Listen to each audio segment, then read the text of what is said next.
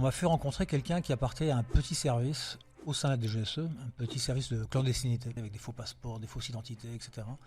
Et donc si on est pris, la main dans le sac, on va en prison et puis on va nous prendre pour un espion. J'en ai fait beaucoup d'exercices interrogatoires, des exercices de torture, assez poussés, dans les sages commandos. Le monde fait peur aujourd'hui. On est dans un monde donc très anxiogène.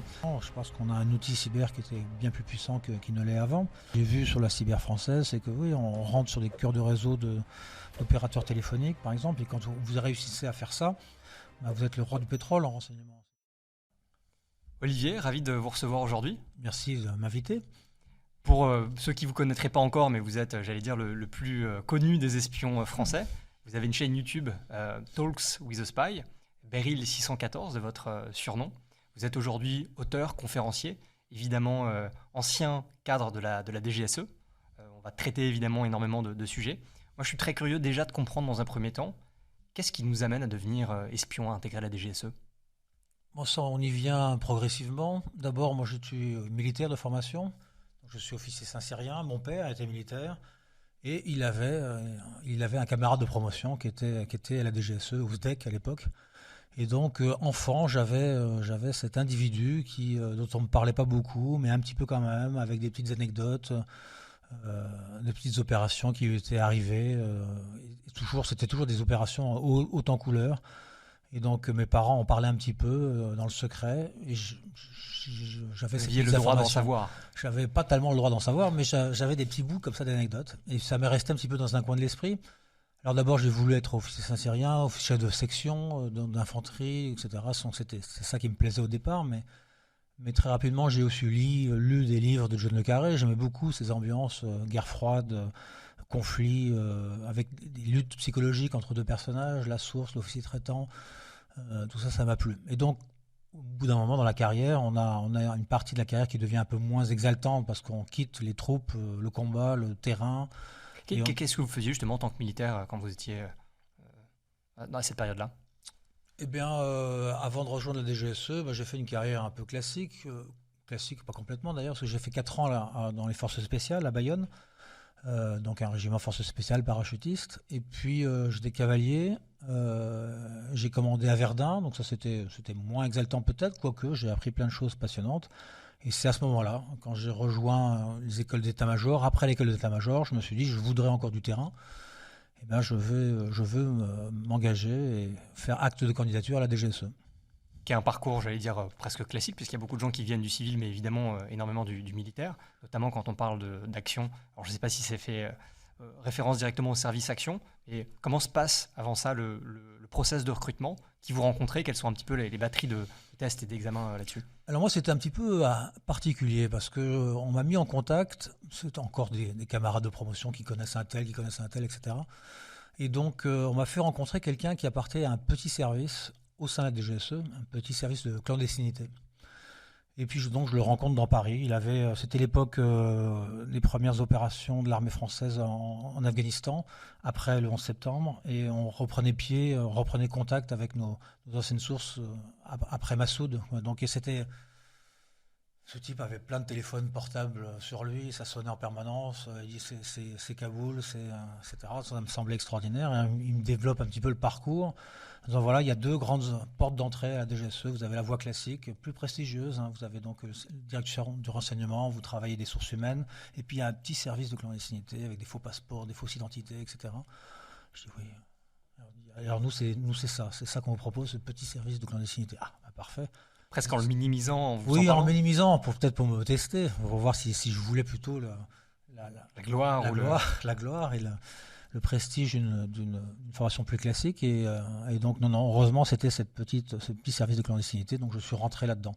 Et après, on fait acte de candidature classique, on fait donc officiellement, et puis on rentre dans les fourches codines de la sélection avec des tests psy, des tests de sécurité. Et puis ensuite une formation interne qui est commune à tous les officiers, et ensuite une formation plus précise dans la clandestinité, dans ce petit service. Elle dure combien de temps cette formation plus précise dans la clandestinité ? Parce que moi, ce que ça m'évoque, et on y reviendra peut-être, c'est effectivement le bureau des légendes, avec toute cette préparation, de voir comment aborder les gens, de quoi se souvenir. Du coup, une fois qu'on intègre le service, qu'on passe tous ces tests-là, Combien de temps il faut pour être opérationnel? Oui, alors je sais que sur la durée exacte de la formation, je sais que c'est quelque chose, le service n'aime pas trop qu'on communique sur le nombre de mois, etc. En tout cas, c'est plusieurs mois, c'est assez long. La formation au sein de la clandestinité, pareil, on n'arrête jamais d'apprendre, quoi. Et donc, en tout cas, pour créer une légende, avant d'être opérationnel, c'est ça votre question, une bonne légende, ça prend un an. Parce qu'une fois qu'on est projeté sous faux papier, on n'est pas protégé par passeport diplomatique. Évidemment, on a une autre couverture que diplomate. Donc on est humanitaire, photographe ou que sais-je encore.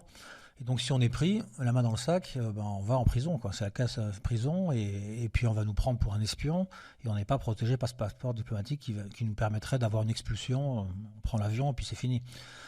Donc là, c'est problématique. Donc du coup, quand on part à l'étranger, il faut pas faire de gaffe. Il faut maîtriser sa légende sur le bout des doigts.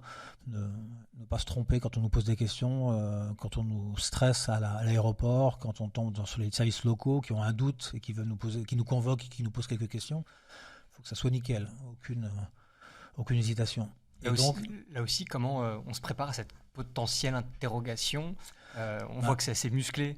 Ouais, dans le bureau des légendes, il y a ça. Alors moi j'ai vécu ça. J'en ai fait beaucoup d'exercices à l'interrogatoire, des exercices de torture assez poussés dans les sages commandos, dans ma formation au premier PMA, le régiment de forces spéciales. Et puis pour ce service mission aussi, un exercice d'interrogatoire, pas forcément violent, mais avec une coopération police et donc des policiers très engageant, avec une part d'humiliation quand même, il fallait quand même nous secouer. Je ne rentrerai pas dans les détails de cette partie humiliation, mais en tout cas c'était dans le but de nous déstabiliser, et puis ensuite de nous poser des questions sur notre légende et voir s'il n'y avait pas des incohérences. Donc on nous pose plein de questions différentes, sur différents angles, on y revient et on voit s'il n'y a pas de décalage et si on ne se trompe pas. Donc il y a vraiment un entraînement spécifique sur la torture, ou en tout cas sur l'interrogatoire tel que le peuvent faire les services locaux. Alors il y a un des gros sujets dont on parle souvent dans les vidéos ou dans les explications autour des services, c'est évidemment le recrutement d'une source avec le fameux MICE. Est-ce que ça, vous pouvez peut-être en dire un mot, et comment est-ce que ça, vous êtes formé là-dessus, j'imagine très tôt, et comment ça se met en place concrètement? Oui, donc alors MICE, j'en ai fait une vidéo là-dessus, on le voit souvent, donc c'est un acronyme britannique. Donc Money, ce sont les leviers de recrutement qu'on va utiliser pour appuyer sur une source et pour la convaincre de travailler pour un service de renseignement. Donc ça peut être l'argent, ça peut être l'idéologie. Idéologie, donc c'est par exemple quelqu'un qui est contre la dictature du pays dans lequel il vit, et donc on va dire tiens, tu vas travailler pour le bon côté, et donc travaille pour nous. Et puis donc ensuite il y a la compromission, compromise. Donc là c'est une manière un peu plus abrupte et on tord le bras de la source et on lui montre des photos. Il dit voilà, c'est un homosexuel dans un pays moyen-oriental qui vit très très mal ce genre de déviance entre guillemets de son point de vue. Donc là on lui présente, on lui dit tiens, on va te révéler à ta famille ton homosexualité, ou alors un homme marié on lui fait des photos, etc. de son écartade conjugale, ou un joueur, etc. ou un drogué. Voilà. Donc ça c'est un levier qu'on utilise peu, la DGSE pratiquement pas, et parce qu'on estime que c'est pas ça c'est contre-intuitif, ça ne fonctionne pas. La source qui est recrutée sur telles conditions, elle essaye ensuite de se dérober, de se tendre un piège, de se retourner, voilà. Donc c'est pas quelque chose mais c'est quelque chose qui se fait, en tout cas dans la formation, on l'étudie, c'est possible. Certains le font. Est-ce que dans le contre-espionnage, on peut pas essayer d'identifier finalement les services qui pratiquent ce type de retournement pour finalement essayer d'aller voir ces cibles en disant elles sont potentiellement retournables, récupérables. Oui, ça c'est en contre-espionnage, on fait souvent ça. Et puis même quand on a recruté une source, on lui fait confiance, elle travaille bien pour nous et elle est fidèle. Et puis en même temps, pof, elle tombe dans le contre-espionnage, le contre-espionnage adverse la retourne. Et ensuite, sans qu'on s'en aperçoive, si on ne fait pas attention, on a une source qui est vérolée et qui est retournée et qui nous piège, quoi, et qui nous amène dans un piège. Et on peut se faire arrêter. Moi, j'ai connu ça personnellement dans mes postes, dans l'un de mes postes, où on avait une source qui était une bonne source et qui s'est retournée contre nous. Et voilà, et on en a payé les pots cassés. Et donc, pour terminer sur le ego, le MICE, donc c'est l'ego. Et ça, c'est très puissant, l'ego. On a tous un ego assez fort et on essaye, en tant qu'officier traitant, de limiter au maximum son propre ego. Mais pour recruter une source, c'est puissant. Donc on dit est-ce que c'est intéressant ce que vous nous dites, vous êtes un puits de science, c'est merveilleux, vous prenez énormément de risques, c'est beau. Et donc, je pense que la meilleure façon de recruter une source, c'est un mélange un peu de tous ces leviers, sauf le levier compromission.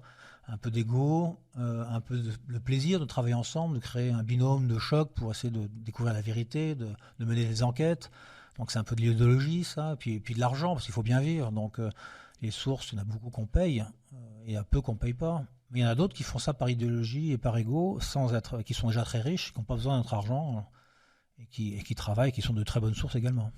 On dit souvent des anciens services soviétiques qui sont justement dans cette forme de compromission, notamment le fait d'envoyer des belles femmes pour obtenir des informations. Est-ce que ça c'est inhérent? Il y a différents types de services qui vont avoir vraiment une approche très très différente dans le fait d'attirer des sources, ou c'est parce que la France effectivement est assez peu là-dedans? Oui, nous, on n'ose pas le faire. Je crois qu'on a un problème avec le sexe, alors qu'on pourrait se dire, tiens, les Français sont des séducteurs, et donc on pourrait être à l'aise, Français ou Françaises, hein, évidemment, à chaque fois. Mais on a peur, on a tendance à se dire et à croire que entre la source et quand il y a coucherie, entre la source et l'officier traitant, qui manipule qui finalement, et donc on va pas être à l'aise. Donc les Russes, oui, ils l'utilisent beaucoup. Le fameux compromat. Ouais, le compromat. Mais alors après, il y a aussi moyen de le faire d'une manière beaucoup plus gentille. C'est-à-dire qu'en fait, il se crée une histoire d'amour. Et puis, ça permet de manipuler la personne. Voilà, c'est des confidences sur l'oreiller. Tiens, aide-moi, mon amour, à comprendre un peu plus la politique française, je n'en sais rien. Ou à s'immiscer tout simplement dans la vie de la personne qui est sensible. C'est ça. Et donc, vous voyez, une opération, par exemple, réussie par les services pakistanais sur une diplomate indienne. Et donc c'est une diplomate qui avait la cinquantaine, un jeune capitaine fringant, un beau Pakistanais ténébreux. Et l'opération a marché, elle a été découverte après, la diplomate a fait de la prison, bien sûr. En tout cas, voilà, une opération par le sexe, par l'amour, en tout cas. Parce qu'elle s'est dévoilée volontairement, ou parce qu'il a pu obtenir des informations à travers cette relation? Oui, ça se fait progressivement, comme ça se fait toujours, dans un engrenage terrible. Au début, c'est gentil, tout est gentil, et puis ensuite, c'est une demande ça se conscientise au fur et à mesure, et puis il dit tiens, en fait, tu vois, je travaille pour les services, mais donc du coup, la femme déjà elle est allée trop loin, donc elle peut plus faire machine arrière, elle ose pas, donc et puis elle aime bien son mec, donc elle veut le revoir, et donc voilà, elle continue à donner des renseignements, et puis ça y est. Après il y a les sentiments, et puis tout est mélangé, quoi. Il y a les sentiments peut-être assez vite, et puis dans son cas, et puis là elle est piégée, et puis elle se dit bon, je continue. Alors on a vu, c'était pas forcément des cas récents, mais on a beaucoup vu d'intérêt pour des universités chinoises qui envoyaient des messages sur LinkedIn pour récupérer des informations. Là, j'imagine que sans doute on jouait un peu sur l'ego de la personne qui est spécialiste et qui serait invitée. Et il y en a eu énormément, à tel point que beaucoup d'entreprises ont communiqué là-dessus. Là, on est spécifiquement dans l'ego. Oui, très essentiellement. Alors, attention, les Chinois, ils payent beaucoup, donc c'est vraiment l'argent aussi. C'est très cher. Hein. Alors, les opérations sur LinkedIn, on avait beaucoup travaillé des GSE là-dessus, des GSI, donc une très belle coopération entre les deux services, hein, comme quoi c'est fréquent de bien travailler entre services français, les deux principaux, hein, des GSI et des GSE. Et donc, oui, c'est souvent les opérations tête blanche, c'est-à-dire c'est les jeunes retraités, un petit peu dans mon genre. Moi, j'ai fait l'objet d'approches, d'ailleurs, que j'ai vite rendu compte. Pas de Chinois, un Russe et quelqu'un du Mossad, a priori.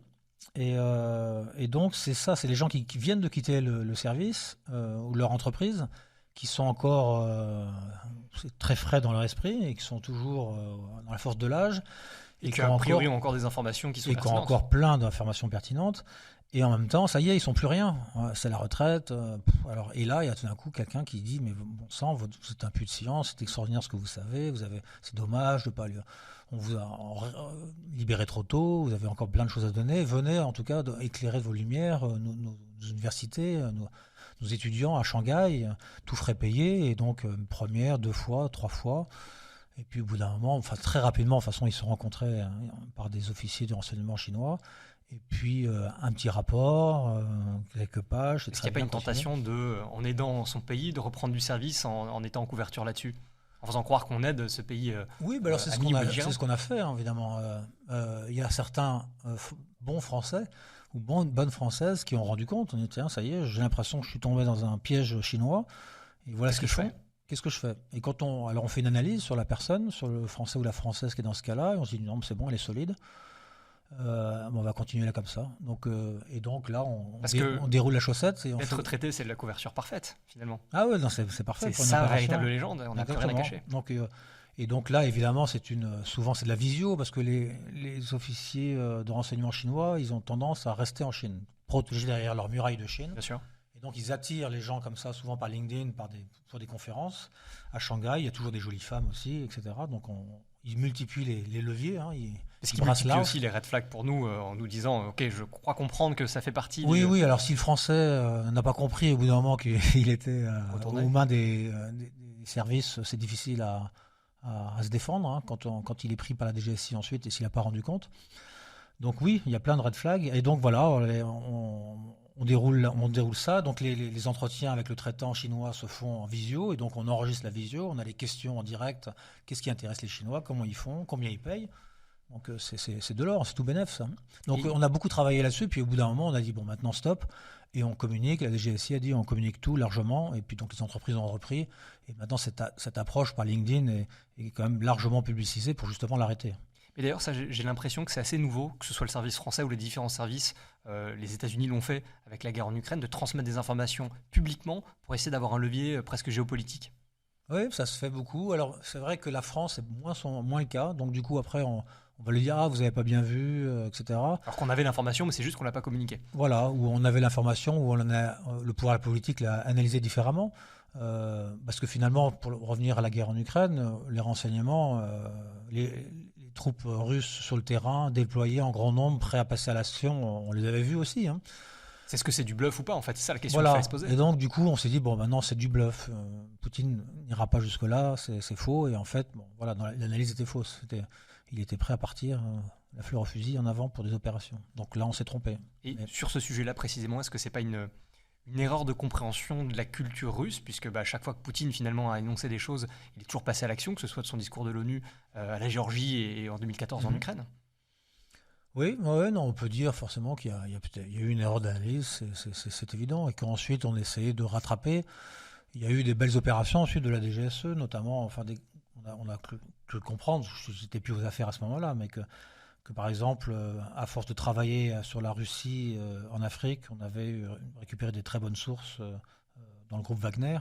Et donc, le coup d'État, par exemple, du Wagner a été découvert avant qu'il arrive. Et donc, le service et la France a pu en parler à ses différents alliés, aux Américains, aux Anglais, avant que ça arrive. Et puis aux Ukrainiens, pour aussi les aider à exploiter ce renseignement. En disant il va y avoir un moment une secousse, profitez-en si vous voulez. Voilà, donc mauvais départ, mais ensuite ça arrive parfois, c'est pas une science exacte le renseignement. Et ensuite on essaie de se repositionner pour avoir des petites victoires. Oui, il y a eu des rumeurs là-dessus. Alors, évidemment, en temps de guerre, il y a des narratifs de tous les côtés, c'est de bonne guerre. On a pu entendre que les Américains avaient transmis ces informations aux Russes par crainte de déstabilisation du pouvoir et que ça pose encore plus de problèmes. Est-ce que ça semble complètement loufoque comme hypothèse? Après, c'est ça, quand on crée un grand désordre, on peut créer un désordre qui nous dépasse et qui n'est plus dans notre intérêt. Donc, on a vu le printemps arabe, on a vu une victoire dont on se satisfaisait avec la chute de Kadhafi, mais ensuite on voit qu'on a créé un désordre terrible, ce qui arrive après. L'Irak et l'Afghanistan, pareil. Donc on a créé des désordres plus grands que lorsqu'on est rentré dans les pays. Et donc il y a des moments où effectivement, peut-être quand on revient a posteriori sur les opérations, on se dit qu'il aurait fallu les arrêter avant et que finalement on s'est tiré une balle dans le pied. Ça a été une grosse critique de l'interventionnisme américain, de la CIA qui a été très présente pour parfois déstabiliser des dictatures, pour essayer de mettre en place des démocraties. Et c'est un débat qu'on pourrait avoir parce que c'est vraiment le choc civilisationnel qu'on a aujourd'hui. Est-ce que justement ça revient à dire que les populations locales ne sont pas mieux à même de définir quel est le cadre finalement légal dans lequel elles doivent vivre?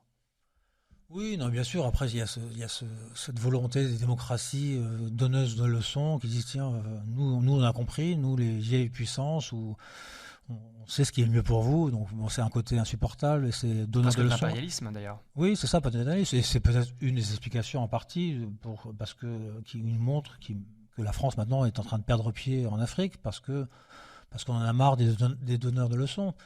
On a marre de voir que tout d'un coup, il y a un putschiste qui est en place, mais lui, il est proche, il est ami de la France, donc lui, on ne l'embête pas. Donc tout ça, c'est une histoire d'intérêt et d'égoïsme sacré, comme disait le général de Gaulle. Donc, oui, voilà. Et puis tout n'est pas tout blanc ou tout noir, et parfois on tire un fil et on ne sait pas vraiment quelles sont les externalités derrière. Voilà, absolument. Après, vous mentionnez les Américains, c'est vrai qu'ils ont une tradition d'action pour pouvoir influencer la réalité, déformer la réalité parfois. C'est quelque chose qu'on a pu faire pendant la guerre d'Algérie avec les opérations PSYOPS, donc là où on crée des mensonges pour désinformer.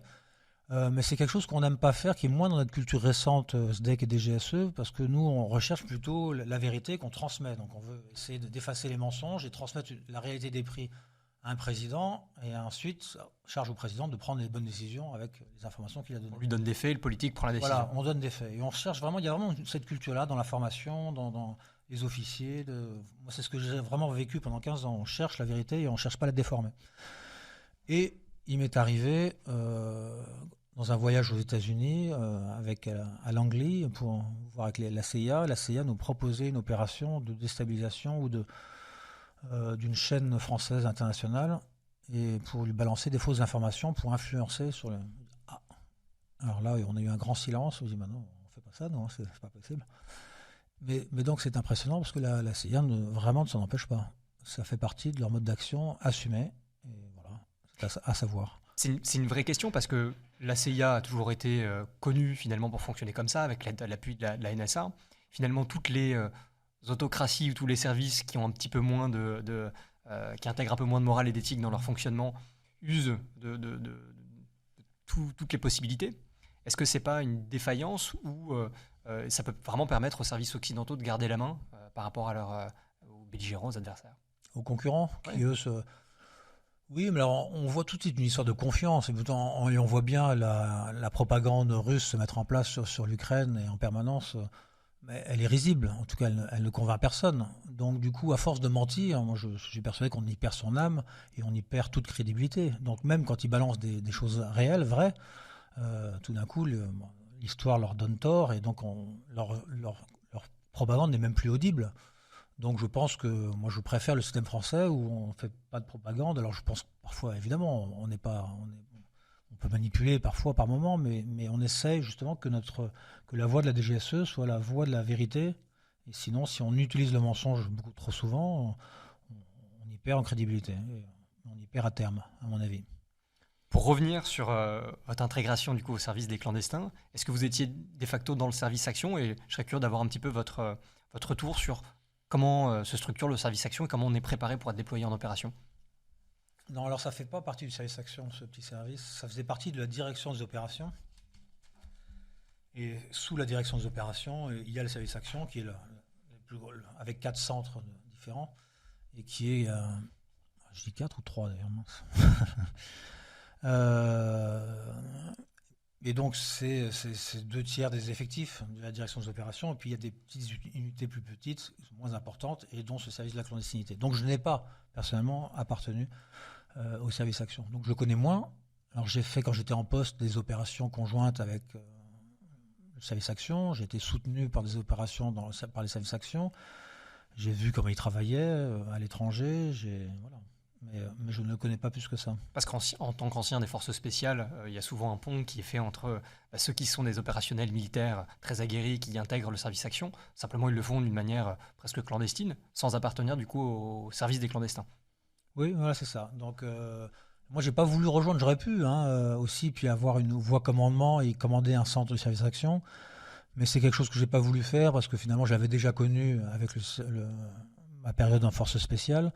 Et ce qui m'intéressait vraiment, c'était le renseignement, quoi. Donc le renseignement qu'on allait chercher soi-même sous légende, ou le renseignement en recrutant une source humaine et en faisant travailler la source humaine. C'est ça qui m'a attiré la DGSE. C'était plus opérations spéciales, d'amener des armes dans les aéroports, ou travers les aéroports, exfiltrer des sources humaines, libérer des otages. C'est passionnant, hein, évidemment. Mais moi, c'était plutôt la matière humaine, la lutte psychologique qui me motivait. Il y a une typologie qui est très différente et une temporalité aussi qui est très très différente, parce que j'imagine que dans le service action, on vient traiter un sujet de manière ponctuelle pour rendre un service à un des services qui nous a Bon, après, je pense qu'on est détaché par rapport à des informations qu'on reçoit. Là où quand on est au service des clandestins, on vient sur le temps long pour apporter de l'information. Exactement. Ouais, non, c'est bien vu. On a l'impression que vous venez du service action ou du service. Je ne sais pas si j'aurai le gabarit ou le... Justement, c'est très bon. Il ne faut pas tous les gabarits. Sinon, si on n'a que des baraquets, ils sont détectés immédiatement. Non, mais c'est ça exactement. Les opérations, elles sont beaucoup plus ponctuelles et pourtant, ils doivent travailler aussi sous les gens parce que c'est clandestin et donc souvent, il ne faut pas que ça soit revendicable par la France. Donc ils ont des faux papiers et ils ont des légendes aussi. Alors eux, ils n'ont pas le temps de faire des légendes sur 2 ans. Ça ne marche pas parce que c'est hop, la semaine prochaine, vous devez amener telle personne à tel endroit ou prendre des photos, etc. Donc ils montent beaucoup de légendes. Ils ont des documentations sur étagère. Ils disent hop, tu prends ça, go. Et donc c'est moins précis. Et donc du coup, quand ça se passe mal, on peut remonter peut-être plus facilement parce que ça n'a pas été complètement bordé parce qu'il n'y avait pas le temps de monter une légende plus solide. Ils ont moins vocation à s'exposer beaucoup plus franchement, comme pourrait le faire un clandé qui est en opération et qui, pour le coup, va vraiment être immiscé dans un cadre. C'est-à-dire, moi, franchement, ils y vont parfois très franchement, au contraire. Mais disons, en tout cas, oui, ils peuvent prendre des risques ponctuellement plus forts, mais ils savent qu'ils vont être retirés du jeu. C'est comme, par exemple, les opérationnels du Mossad qui ont fait une opération contre un responsable du Hamas aux Émirats Arabes Unis. Et ils ont été détectés sur les caméras de surveillance. Et donc tout le monde l'a dit, voilà, dans l'hôtel. Et donc on voit les bobines de l'ensemble de l'équipe opérationnelle du Mossad. Et on dit, opération ratée. Non, opération réussie. Oui. La cible a été traitée et tout le monde est parti avant que le piège ne se referme. Donc c'est ça, on peut parfois avoir une couverture qui est légère, on se fait détecter, mais on est exfiltré avant que les problèmes arrivent. Alors justement, très bonne transition puisque vous parliez du Mossad. On a vu évidemment plein de documentaires sur la manière dont le Mossad opère. Il y a plein d'autres services qui sont très actifs. On a parlé de la CIA tout à l'heure, des services turcs qui ont opéré assez récemment. Le FSB, évidemment, aujourd'hui, dont on entend beaucoup parler, qui est le successeur du KGB. Quels sont les services, pour vous, les plus actifs au monde et potentiellement les plus pertinents, ceux qui fonctionnent le mieux? Alors, vous parlez du FSB, qui est plutôt le service intérieur. Il y a donc le SVR, qui est l'ancêtre, c'est des différentes directions du KGB. Donc ça, c'était plutôt le service extérieur. Moins en pointe, qui a été beaucoup critiqué par Poutine en Ukraine. Et donc il y a le GRU, les renseignements militaires russes, qui sont, à mon avis, c'est pas... Il y a plein de gens qui pensent comme moi. C'est pas une position très originale, mais en tout cas, le GRU est un service extrêmement actif, et qui fait beaucoup d'opérations. Les gens sont notés sur le nombre d'opérations qui montent. Et donc, s'ils ne font pas de tentatives de recrutement, ils sont mal notés. Donc, du coup, ils attaquent. Du coup, c'est facile de détecter leurs opérations. Souvent, il y a des erreurs qui sont faites parce qu'ils sont poussés à agir. Et puis, il y a beaucoup d'opérations. C'est des gens aussi, c'est des carrières mêlées avec des opérations spéciales. Donc, ce sont des opérations clandestines, souvent violentes, avec des sabotages. Et c'est ce qu'on voit en ce moment depuis le début de la guerre en Ukraine. Puis ça s'est calmé, puis ça reprend. On voit des opérations russes qui sont souvent l'objet fait par le GRU en Europe, et ça va continuer à se développer. Donc ça, ils sont extrêmement actifs. Et sur les opposants de Poutine, qui sont parfois d'anciens oligarques qui sont retrouvés, ou d'anciens ministres qui ne se seraient pas comportés comme il faut, ça c'est plutôt le GRU aussi, ou c'est plutôt un autre service? Je ne suis pas forcément suffisamment expert des renseignements russes pour savoir qui sont les opérations qui... Mais vous voyez, Skripal, par exemple, c'était le GRU. Donc, tendance à dire que, pareil, les opérations d'élimination à l'extérieur des frontières, c'est plutôt le GRU également. Voilà. Ensuite, quels sont les services les plus efficaces? C'est vrai que les Turcs, on a beaucoup de difficultés avec les Turcs. On a une relation bilatérale conflictuelle. Donc on se fait des cachotteries entre la France et la Turquie, les relations sont tendues, donc forcément les deux services, c'est tendu aussi. On coopère sur pas mal de sujets, mais en même temps on travaille beaucoup les uns sur les autres, et les uns contre les autres. Donc oui, les services, les MIT turcs, c'est très puissant. Les services iraniens, c'est efficace aussi, et ils sont agressifs. Les Britanniques, c'est toujours les grands maîtres de l'espionnage, les grands maîtres de l'espionnage occidental. C'est-à-dire qu'ils ont formé la CIA au début. Les Américains, quand ils rentrent dans la Deuxième Guerre mondiale, ils n'ont pas de service extérieur de renseignement digne de ce nom. Donc c'est vraiment les méthodes britanniques qui s'imposent. On avait le deuxième bureau de l'armée classique française qui faisait du renseignement, mais ensuite toute l'armée de France libre, c'est le BCRA à Londres, et donc c'est toutes les techniques, l'apprentissage britannique. Donc on est tous modelés en fait. Issus de ce service-là, et donc les techniques, l'administration du renseignement, elle est britannique. Et donc ils ont ça dans le sang. Les meilleurs de Cambridge, d'Oxford rejoignent pas les affaires étrangères, mais rejoignent le MI6, les services extérieurs britanniques. Donc ça reste très prestigieux là-bas. C'est très prestigieux là-bas. Ouais. Rien ne peut battre, j'allais dire, la puissance financière des États-Unis sur la qualité technique de leurs services. Est-ce que ça pourrait laisser penser qu'ils sont numéro 1 en termes de qualité sur le traitement de l'information, sur la qualité des opérations qu'ils peuvent mener? Aujourd'hui, il y a d'autres services. On pourrait penser que les Chinois montent en puissance. Ce serait quoi s'il devait y avoir une sorte de classement des meilleurs services aujourd'hui dans le monde? Alors j'ai fait la vidéo qui a mieux marché sur ma chaîne YouTube, c'est Talks with the Spy, c'est quels sont les 5 meilleurs services de renseignement du monde. C'est un classement complètement artificiel parce qu'on n'en sait pas grand-chose. Parce qu'évidemment, on se cache les choses, on essaie même quand on coopère entre nous, on essaie d'être plus beau et d'apparaître plus beau qu'on ne l'est réellement. Mais malgré tout, il y a le binôme CIA-NSA, en renseignement humain et technique américain, n'a pas d'équivalent dans le monde. Donc de très loin, ce sont les meilleurs. Alors on a tendance à se dire, oui, mais bon, avec tous les moyens qu'ils ont, c'est pas un très bon rapport qualité-prix, c'est tellement gros que finalement il y a des trous dans la raquette. Il y a des fois d'ailleurs où la DGSE arrive à se placer en coopération, c'est qu'on a un renseignement qu'ils ont, eux aussi, qui vont l'avoir, mais ils sont tellement gros qu'ils n'arrivent pas à l'analyser aussi vite. Et nous, quand on l'a attrapé, on est plus petit, et donc on est plus manœuvrier, et l'analyse remonte plus vite. Puis en plus, on est un système intégré.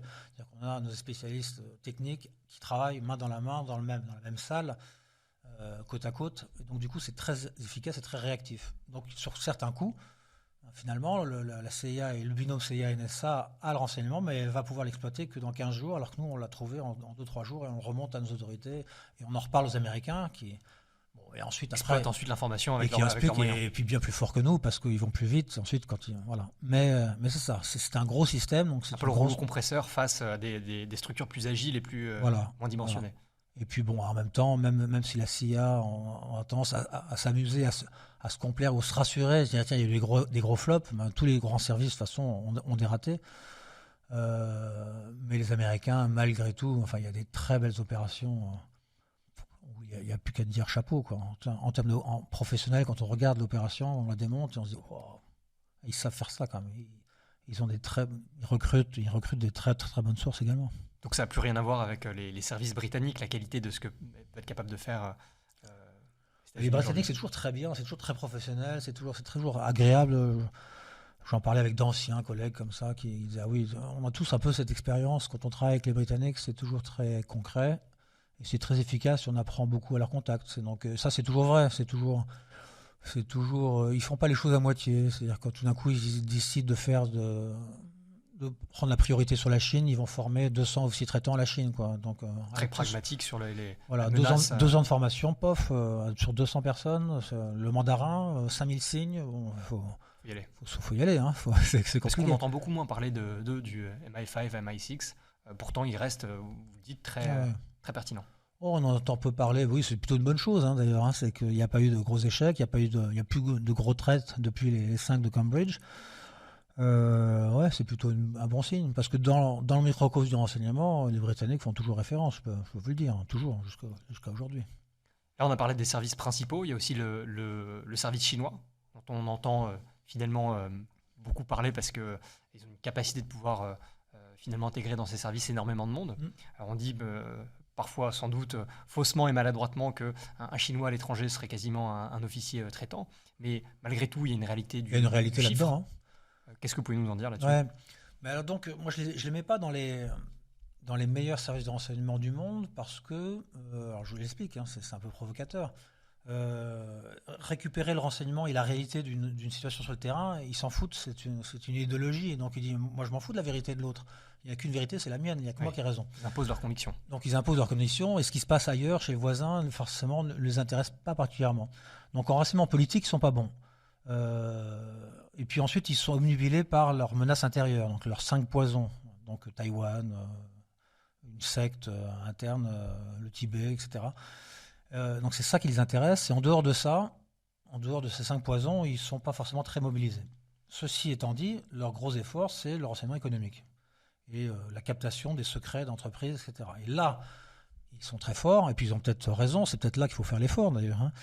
Bon, la GSE le fait aussi, mais donc les Chinois sont très virulents là-dessus, et puis c'est des masses de cyber, de hackers, et puis sur LinkedIn, quand ils s'y mettent, c'est des campagnes massives, et donc ils essayent 10 000 fois, et si ça marche c'est comme 15, le phishing 15 fois, finalement, il suffit voilà, de tomber sur c'est la ça. source humaine qui va faire une Exactement. erreur et puis on Exactement. intègre le système. Alors, Donc ça marche très bien. Et alors ensuite, pour dire oui, les Chinois, tous les Chinois sont des espions en herbe, en tout cas, ce qui est quelque chose de très vrai, c'est que même quand vous êtes chinois et que vous êtes français depuis 3 générations, ou canadien depuis 3 générations, vous ne parlez pas un mot de chinois, et vous êtes complètement intégré dans votre nouveau pays d'appartenance, vous n'avez plus rien de chinois, mais pour le chinois qui arrive, lui, il dit non, toi, tu es chinois dans le sang, tu es chinois toujours. Et donc, si tout d'un coup, vous obtenez un poste de responsabilité avec de l'accès sensible qui intéresse les Chinois, vous avez intérêt à ce qu'ils ne vous localisent pas et qu'ils ne sachent pas, qu'il n'y ait pas de passer sous le radar.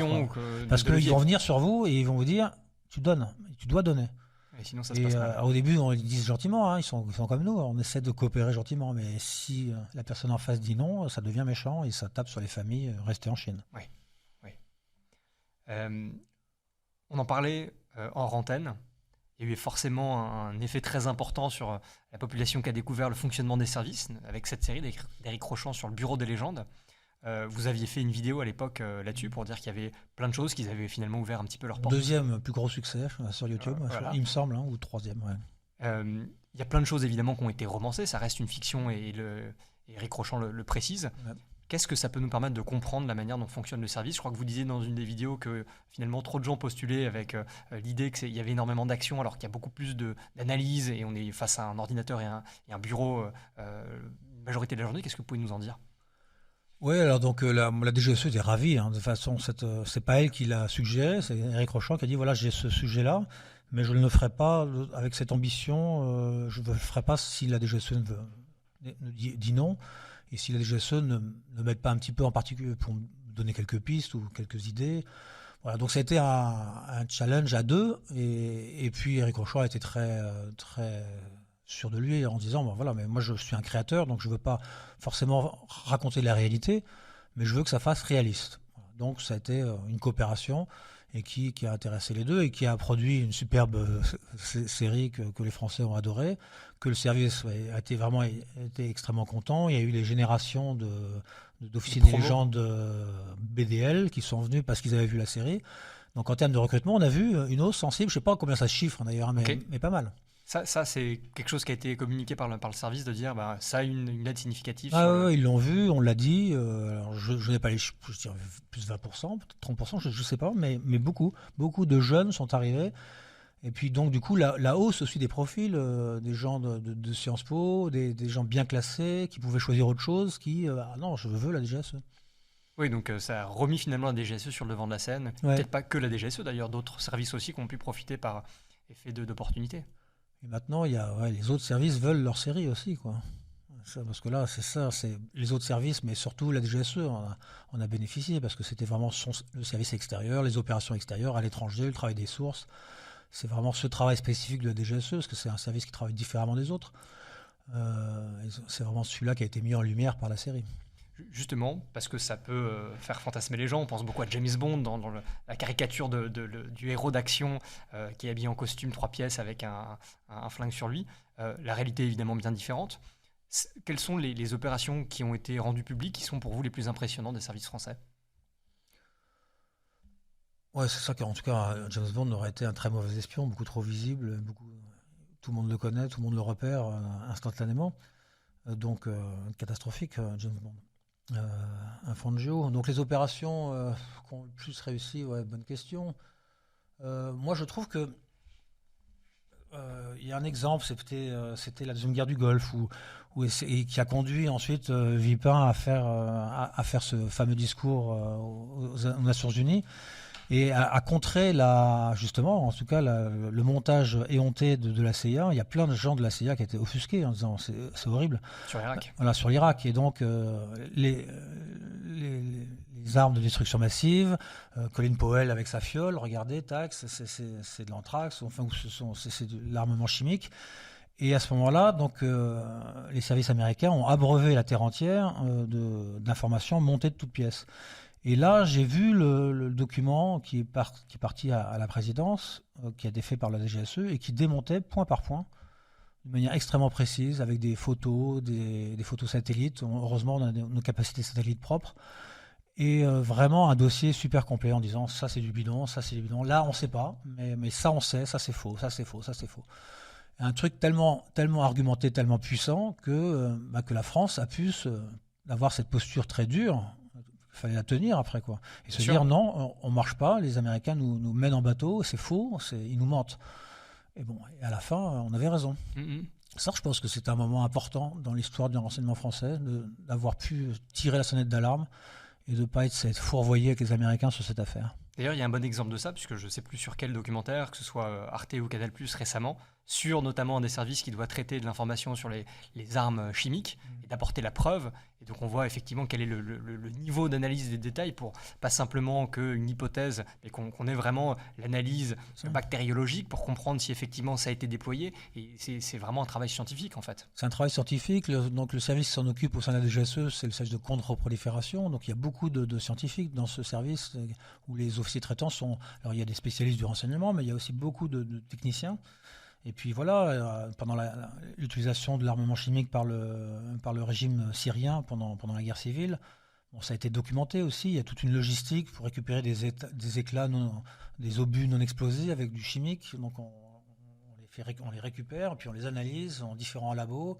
Un labo en France, un labo en Grande-Bretagne. Et donc là, on a les preuves de l'utilisation et on peut dire que c'est tel agent chimique qui a été construit dans telles conditions et voilà. Oui, après c'est le politique in fine qui prend la décision, mais au moins on apporte les éléments. Ouais, c'est ça le service d'un service de renseignement, en tout cas tel que je l'entends et tel qu'on le fait, on le pratique à la DGSE. Alors on en parlait un petit peu tout à l'heure sur le prédécesseur, le KGB de l'époque, mais aujourd'hui évidemment les différents services russes. Quelle est leur influence, au-delà des opérations directes dont on pouvait parler tout à l'heure, sur les ex-pays de l'Union soviétique? Alors, je pense évidemment à l'Ukraine. Le rôle a dû être forcément très très important en 2014 et au début de la guerre actuelle. Je pense aussi à la Moldavie, je pense à la Géorgie, qui est aujourd'hui un espace d'influence encore très très important pour les Russes. Comment eux arrivent à intervenir là-dessus? La Géorgie en ce moment effectivement est déstabilisée, appelons-le comme ça. Comment interviennent les services russes là-dessus? Les liens sont extrêmement forts, puissants, et donc les services ukrainiens déjà, enfin pour parler d'eux, les Géorgiens, c'est exactement la même chose. Ils sont modelés, formés, envoyés en stage. Il y a plein de coopérations qui se font. Donc, il y a énormément d'échanges tous les jours. Et donc, ça crée une empreinte forte. Mais d'ailleurs, ce qui a fait que les Russes se sont un peu plantés, parce qu'ils disaient, c'est bon, les services ukrainiens, oui, voilà, en 3 jours. Puis les services ukrainiens sont complètement, on les a à notre main. On a plein de sources. On a recruté plein de mecs au sein des services ukrainiens. Alors évidemment, le président Zelensky et l'Ukraine, les Ukrainiens savaient très bien que leur service a été pour eux et donc a fait toute une chasse aux sorcières qui a donc porté ses fruits. Et puis en plus, quand vous avez autre problème, c'est que vous recrutez une source ukrainienne dans un service. Ok, il veut bien vous donner quelques renseignements, l'échange d'argent, de facilité, d'aide à la carrière. Mais ensuite, quand vous envahissez son pays, là c'est autre chose. Et vous travaillez encore pour la puissance qui vient de t'envahir? Non. Donc il y avait des valises de billets qui avaient été distribuées auprès des sources ukrainiennes qui devaient d'un coup tout paralyser le pays, mais les gens ils ont récupéré l'argent et ils n'ont rien fait.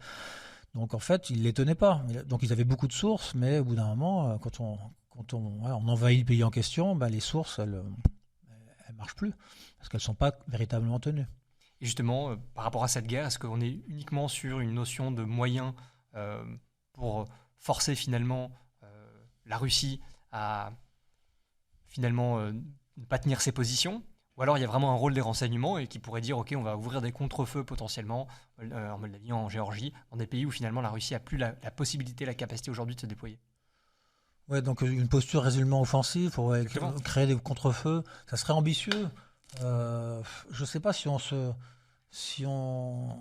on est malgré tout un petit service, donc on n'a pas la capacité, je pense, à tout d'un coup à influencer sur les événements de cette manière-là. Alors pas simplement Oui, la alors les DGSE, renseignements mais les occidentaux, Occidentaux. les Américains, oui, on pourrait y penser. Je pense que les Américains y pensent. Et ça serait pas malin, ça serait pas idiot de la part des Américains, effectivement, de sentir que le mouvement qui se passe en Géorgie euh, et de l'accompagner et de l'accentuer. Les Russes le font, c'est idiot de se le C'est un peu le priver. sentiment que ça donne, c'est que les Russes jouent une partie d'échecs un petit peu Ouais, multidimensionnelle avec l'aspect économique, l'aspect partenariat, l'aspect non éthique et non moral dont dont ils usent très largement. Et on a l'impression que nous, on est restreint finalement à notre sphère de traitement de l'information et qu'on ne prend pas l'initiative finalement sur l'échiquier de l'autre. oui, mais alors c'est le risque. En même temps, si on franchit un peu trop la ligne rouge et qu'on vient sur le côté noir des opérations, à ce moment-là, on s'autorise tout, on s'autorise la torture, on s'autorise, il n'y a plus de limite, et on perd ce qui nous guide, peut-être, on perd notre foi. Et donc moi je suis plutôt ouais, le chevalier blanc. Et alors, évidemment, après, il ne faut pas être complètement naïf et on peut, s'il y a des opportunités faciles à saisir, autant les saisir peut-être, mais voilà, je pense qu'il y a un moyen de lutter fermement, d'une manière plus ouverte, clandestine parfois, mais ferme, mais pas forcément complètement tordue tout le temps, quoi. C'est ces valeurs-là qui font la différence pour vous entre ce qui serait les démocraties, les autocraties ou dictatures? Ouais, je pense que c'est important. En tout cas, moi, c'est pour ça que je rejoins ce métier. Je pense que j'aurais été malheureux à travailler dans services russes. C'est pour ça aussi, peut-être que les services russes sont parmi les services les plus poreux aussi, et qu'il y a les grands traîtres. Il y a eu énormément de traîtres russes, beaucoup plus en. Alors évidemment, il y a eu des très belles affaires des Américains, des Britanniques, des Français. Mais les Russes, beaucoup. Et peut-être parce que, justement, parce que c'était le côté un peu opaque, le côté manipulation, et donc du coup, les officiers qui sont là-dedans et qui trempent dans ces magouilles, au bout d'un moment, ils perdent un peu leur conviction et on peut les retourner plus facilement. Et ce manque de liberté inhérent aux autocraties, c'est-à-dire qu'à un moment donné, on est dans un système et on sait qu'on ne peut pas en sortir. Le seul moyen d'en sortir, de retrouver une forme de liberté, c'est forcément pour eux de trahir leur pays et de s'émanciper de ça, mais C'est en tout cas ça, de partir. exactement. Et en tout cas, voilà, nous, ça nous fait notre pain blanc et c'est ce qui nous permet de réussir des belles opérations de recrutement parce qu'on tombe sur ces faiblesses-là. Et il y en a eu des sensationnels relatifs au moment de la guerre froide, mais il y a plein de livres et de documentation Ouais. là-dessus. Alors, vous faisiez une bonne transition parce que vous parliez de chevalier blanc, chevalier noir. C'est parfois le terme qu'on utilise pour parler des cyberattaques, Ouais. en disant hacker blanc, hacker noir. Le rôle de la cyber aujourd'hui est devenu plus que très important, il est devenu essentiel. Et les Russes ou les Chinois sont extrêmement forts, que ce soit dans leurs services ou à travers on va dire, des officines qui sont près ou de loin intégrées. Quel est votre regard là-dessus de l'apport de la cyber et le sentiment qu'on a aussi, c'est que la France est devenue peut-être un petit peu plus offensive dans sa manière de traiter ce sujet-là, offensive d'abord dans le recrutement, dans les moyens qui y sont alloués, et puis plus simplement d'être sur un rapport défensif, mais d'aller traiter les sujets beaucoup plus tôt. Oui, alors la question de la cyber, c'est évidemment très très important. Puis après, il y a aussi l'intelligence artificielle. Mais la cyber, je l'ai vu arriver. Je suis rentré dans le service début des années 2000, donc je l'ai vu se mettre en place, d'abord balbutiante, d'abord, oui, tous les petits services où commençaient à créer, les armées créaient leur cyber, donc, et puis il y avait un manque de cohérence, peut-être on n'avait pas déjà beaucoup de moyens et déjà on se marchait un petit peu sur les pattes, et puis ça s'est structuré, et puis ça s'est renforcé, et maintenant je pense qu'on a un outil cyber qui était bien plus puissant qu'il ne l'est avant. Alors, oui, en termes de renseignement, le cyber, c'est du défensif et de l'offensif. C'est-à-dire on essaie de contrer les attaques extérieures. Quand il y a une attaque, bon, les entreprises rendent compte parfois, on essaie de les aider en tant qu'institution d'État. C'est difficile aussi de voir qui a fait l'attaque, parce qu'il y a les signatures, puis on fausse les signatures pour faire croire que c'est une attaque chinoise, en fait c'est les Américains qui se cachent derrière, ou je ne sais quoi, donc c'est difficile. Et puis, on sent qu'on peut se faire très mal dans les attaques cyber, parce qu'on peut aller très loin. Et donc, on a l'impression que c'est comme de l'armement nucléaire, presque, et donc on se retient. Et donc, on cherche pas, on frappe pas trop fort, parce qu'on a peur d'être frappé très fort en retour. Donc, on sent toujours qu'on est à la limite. Moi, sur la guerre en Ukraine, j'étais surpris que les attaques cyber russes soient pas plus efficaces que ça. Euh, mais... Mais voilà, nous, en tout cas, en opération, ce que j'ai vu sur la cyber française, c'est que oui, on rentre sur des cœurs de réseau d'opérateurs téléphoniques, par exemple, et quand vous réussissez à faire ça, bah, vous êtes le roi du pétrole en renseignement. C'est-à-dire que À l'intérieur, en France, la DGSI, elle va voir les opérateurs français, elle dit voilà, DGSI, service français, tel numéro, vous me donnez toutes les communications. Et l'opérateur, évidemment, les donnait. Mais on ne va pas se pointer au Yémen ou à Kaboul en disant les numéros là, vous me donnez tout ça. Non, du tout. Donc il faut aller les chercher de force en rentrant sur les réseaux. Et quand vous arrivez à faire ça, eh ben, vous êtes prêt à payer très cher le cyber hacker qui a réussi à faire ça, cette prouesse. Une fois que vous êtes rentré, il faut pouvoir y rester. C'est compliqué, c'est tout un savoir-faire. Et puis une fois que vous avez ça, ben, vous avez les positions des téléphones, vous savez où se trouvent les gens, qui parle à qui, et dans toutes les conditions, donc vous savez tout. Donc, c'est donc très puissant. Alors, on n'a pas les mêmes moyens que les Américains, mais on dit souvent du service, la direction technique, je ne sais pas si le nom a changé depuis la réforme, on en reparlera tout à l'heure, mais qu'on a un des meilleurs services au monde, et c'est vrai qu'on nous loue souvent la qualité de nos ingénieurs. Et pour rebondir sur ce que vous disiez, c'est vrai que souvent on a tendance à l'oublier, mais quand on est bon sur le caractère défensif en cyber, il faut aussi se préparer à être offensif dans ses préparations. Donc forcément, j'allais dire qu'on a presque les deux qualités. Sur la qualité des services français cyber, est-ce que vous nous reconnaissez cette réputation par rapport aux différents partenaires qu'on a ? C'est difficile, c'est encore peut-être plus dur en cyber, encore que les cyber, ouais, les experts, les hackers, ils connaissent les signatures de l'autre, ils arrivent à juger du niveau de l'adversaire en disant ouh là cette attaque elle est quand même très puissante, ça veut dire qu'ils sont à tel niveau d'expertise, donc là c'est fort, donc on se connaît effectivement, mais non, moi, je ne suis pas un expert du cyber, je ne peux pas répondre en disant est-ce qu'on a un cyber qui est à la hauteur de... Je sais qu'on a... Après, les attaques cyber, il y a des gros coups et des grosses réussites. Je sais qu'on a fait des gros coups et des grosses réussites. Ensuite, est-ce qu'on en fait plus, moins que le partenaire à côté ? Je ne sais pas. Justement, il y avait une opération très connue de la part des Israéliens sur les centrales nucléaires iraniennes qui ont fait grand bruit. Ça participe finalement aussi à ça, ce que vous disiez sur la Russie finalement qui n'a peut-être pas délivré autant que eux espéraient sur ces sujets-là avec l'Ukraine. Oui, alors on donnait des explications en disant que Microsoft, par exemple, avait essayé de récupérer, était rentré dans tous les réseaux pour limiter, tout voir, toutes les chevals de Troie qu'ils avaient pu trouver, et à tout nettoyer, bloquer et apporter en tant que grande entreprise, et donc à apporter un soutien technique, aurait apporté un très gros soutien technique qui a peut-être effectivement limité les capacités des Russes. Possible. Alors j'avais regardé un podcast de Lex Fridman qui interviewait, je crois que c'est Andrew Bouscani, qui était un ancien de la CIA, qui parlait justement de la qualité des différents services et qui, à un moment donné, mentionnait la France sur la qualité des services français à être capable de récupérer de l'information économique. On en parlait tout à l'heure avec la Chine, et ça c'est quelque chose qui m'a finalement surpris, que ce soit d'ailleurs un Américain qui le cite. Au-delà, et vous en parliez de notre agilité, est-ce qu'on a une vraie capacité à aller obtenir de l'information là-dessus ? Après, il faut se méfier de ce que disent les Américains. C'est souvent du double langage. Il y a aussi un intérêt. Les Américains, par exemple, quand je discute avec un camarade de la CIA, il ose me dire que oui, nous, on ne fait pas de renseignement économique et on s'autorise que lorsqu'on est attaqué. Donc, on contre-attaque. Je pense qu'ils peuvent très facilement inventer n'importe quelle attaque et ensuite se permettre d'attaquer. Donc, du coup, ils font de l'offensif à tir-larigot, mais c'est curieux comme posture. En posture, c'est de pouvoir d'affirmer les yeux dans les yeux qu'ils ne font pas d'attaque offensive en écho. Donc je pense que les plus gros offensifs en renseignement économique, c'est les Américains. Oui. Et c'est pas illogique, c'est les meilleurs, c'est les plus puissants. Et donc le renseignement économique fait partie des dossiers les plus importants pour tout pays. Alors c'est pas un domaine dans lequel on coopère, évidemment. C'est les intérêts de l'État, c'est de l'égoïsme d'État. Et donc c'est chacun pour sa peau et chacun pour son entreprise nationale. Donc tous les services sont... Et la France... Dans les années 60, il y a eu des grosses opérations de renseignement audacieuses. Peut-être qu'on n'oserait peut-être pas aller aussi loin. Donc aux États-Unis, qui ont eu beaucoup de résultats. Donc peut-être que cette réputation, elle vient de là. Maintenant, oui, la DGSE, ça fait partie de ces missions de renseignement économique. Et on communique beaucoup sur la défense, mais bon, évidemment, c'est un secret de polichinelle qu'il y a aussi de l'offensif.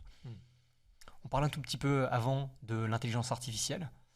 Et d'ailleurs, on confond souvent le terme intelligence, qui peut-être vient plus du terme américain pour dire renseignement, qu'une intelligence qui serait vraiment une intelligence artificielle, ou en tout cas on en est loin. D'après vous, ça va être quoi l'impact de l'IA sur le renseignement de manière générale ? Ça va être un outil supplémentaire et un outil déterminant qui va apporter énormément, qui va permettre d'accélérer les choses, d'accélérer les process, de désigner des cibles, plutôt que ce soit des petites mains ou des super ordinateurs, des encyclopédies dans la tête des uns et des autres, en disant tiens, oui, un tel, le frère du cousin, mais c'est tel numéro de téléphone. Donc en fait, je sais que ça veut dire qu'ils sont en bisbille avec. Bon, bref, il faut créer de l'intelligence humaine, alors que la machine va nous aider à créer des liens et à voir beaucoup plus vite. Donc ensuite, c'est de voir qu'est-ce qu'on arrive à faire de cet outil. Est-ce que, par exemple, l'intelligence artificielle va proposer 10 profils à traiter en disant, tiens, voilà, face à des gens importants qui me semblent importants dans l'organisation que vous voulez combattre. Mais ensuite, il faut qu'il y ait une intelligence humaine qui discrimine ce que sort l'intelligence artificielle. Et là, il y a eu un article dans Le Monde qui montre que l'armée israélienne fait des opérations de combat et de destruction et d'assassinat sur des renseignements ciblés. Alors, c'est du conditionnel. On dit que c'est 3 sources dans l'armée israélienne qui ont donné ce renseignement. C'est quelque chose de grave, donc j'aimerais être sûr. Moi, je n'ai pas la capacité de recouper. Mais en tout cas, il y a une tendance qui est lourde de danger, c'est-à-dire d'utiliser l'intelligence artificielle et se dire, oui, il y a 10% de pertes, c'est pas grave, 10% d'erreurs, ben, c'est pas grave, nous on traite toutes les sources et on élimine et on fait des opérations d'assassinat sur tous les résultats de cette enquête, même si l'intelligence artificielle se trompe. Donc là, si c'est vrai, c'est une mauvaise utilisation, évidemment, assez délicate de l'intelligence artificielle. Puis il y a la même problématique sur les armements. C'est à quel moment on autonomise un armement qui aurait la capacité de pouvoir, j'allais dire, opérer seul, alors qu'évidemment c'est un algorithme, donc il y a une personne qui a pris la décision de cet algorithme. Quelle est la responsabilité? À quel moment on autorise la machine à prendre finalement la décision entre guillemets elle-même, quoi. Et puis là, on tombe vite dans les films de science-fiction, la machine qui prend le pouvoir, qui devient autonome et qui refuse l'ordre humain qu'elle trouve idiot et suffisant. Voilà. On parlait tout à l'heure de la NSA comme appareil incroyable pour collecter de l'information et la traiter. On a un peu cette image de Big Brother. Est-ce que c'est la réalité, leur capacité à vraiment être capable d'avoir de l'information sur tout et n'importe quoi et au niveau auquel on peut l'imaginer? Ah oui, c'est impressionnant et ça fait froid dans le dos, la NSA. Et donc oui, la capacité elle est phénoménale. Donc je la touche du doigt, je la vois avec ce que fait la DGSE et je l'imagine fois 100. Et donc fois 100, ça fait peur. Et donc oui. Alors après, heureusement, il y a après des décisions humaines et donc du coup, c'est une grande opération, une grande machine. Et donc il y a des ratés. Mais donc voilà. Donc il faut s'en garder. Et évidemment, ils sont les premiers et ils voient beaucoup de choses. Après, on s'aperçoit que le tout technique ne fonctionne pas et donc il y a la défense qu'on fait des groupes terroristes avec succès. C'est le low-tech. Donc on utilise. Ben Laden a disparu de la circulation pendant 10 ans et la NSA l'a pas retrouvé parce que Ben Laden n'utilisait jamais un seul numéro de téléphone et donc ça a été compliqué pour le retrouver. Alors, donc il y a des failles. Ouais, et donc il faut du renseignement humain pour compléter les failles, pour rentrer dans la tête. Il y a 3 conspirateurs qui n'utilisent pas de moyens techniques, le technique ne donnera rien. Il n'y a pas d'image satellite parce qu'ils sont toujours dans un 3e sous-sol. Donc il faut de l'humain pour aller récupérer ce qu'ils se disent. D'ailleurs, c'est un peu la critique sur les services israéliens, notamment avec l'attaque du 7 octobre, c'est qu'il y avait peut-être plus suffisamment de sources humaines israéliennes qui étaient présentes sur la bande de Gaza pour rendre compte du fait de ce qui était en train de se préparer par rapport au Hamas. Oui, ou alors aussi des mauvaises sources humaines. C'est-à-dire qu'ils avaient des sources au sein du Hamas qui étaient rémunérées, un peu comme le problème des Russes avec leurs sources ukrainiennes. C'est qu'une fois que l'Israël va taper fort, mais que leurs sources palestiniennes, elles ne veulent pas transmettre le renseignement sensible. Donc elles veulent bien récupérer de l'argent, mais elles ne vont pas transmettre tout l'enseignement parce qu'elles ne sont pas complètement tenues. Donc on ne peut pas leur faire confiance à ces sources. Alors il y a un autre sujet que je n'avais même pas préparé dans mes questions, mais qui me vient à l'esprit, qui a été déclassifié par la CIA assez récemment, qui s'appelait le projet Stargate, qui était sur les habilités psychiques de certains intervenants au moment de la guerre froide, avec ce qu'ils appellent de la vision hors du corps ou de la vision à distance, remote viewing. Donc c'est, je crois, un document de 70, 80 pages. Okay. Je n'ai pas eu connaissance de ce type de projet dans les services français. Est-ce que c'est quelque chose qui vous parle ou Non, je connais pas le dossier. Donc c'est presque de la science non expliquée. Donc des capacités C'est ça, exactement, des capacités parapsychologiques. Ouais, parapsychologiques. Qui étaient utilisées et du côté a priori américain et du côté soviétique à l'époque. Et qui a été complètement déclassifié. Je crois que c'est un document de projet Stargate qui Ok. fait 70 Bon, bah, faudra que je regarde. Et donc, non, moi, j'ai pas du tout connaissance de ce genre d'équivalent en France. Ok. Euh, Qu'est-ce qu'on peut dire aujourd'hui des axes principaux, des alliances finalement entre les grands services? Parce qu'on est sur un monde aujourd'hui avec des intérêts très divergents. On a l'impression d'avoir deux axes avec les occidentaux, les démocraties et on va dire des pouvoirs un peu plus forts qui peuvent avoir des alliances les uns avec les autres. Est-ce que ce sont deux axes clairs? On voit par exemple le cas des Indiens qui font très attention aux Chinois mais qui sont partenaires des Russes. Comment ça se structure en termes d'information et de circulation des services? Ouais, je pense qu'il y a évidemment il y a deux grands blocs et puis les non alignés. En fait, on retrouve en fait les axes de fracture de la guerre froide. Donc avec un bloc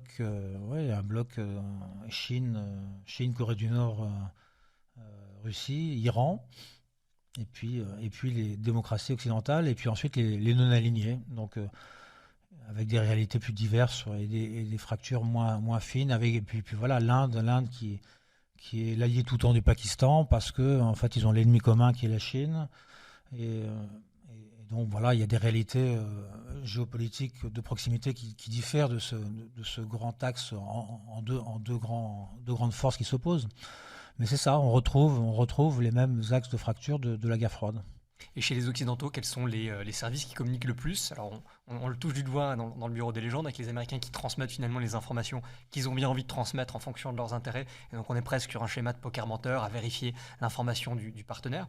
Mais comment dans la vie de tous les jours ça s'articule? Est-ce que les responsables des différents services échangent de manière hyper régulière? On sait qu'il y avait des réunions avec les chefs de service des principaux renseignements. Mais comment opérationnellement ça se met en place?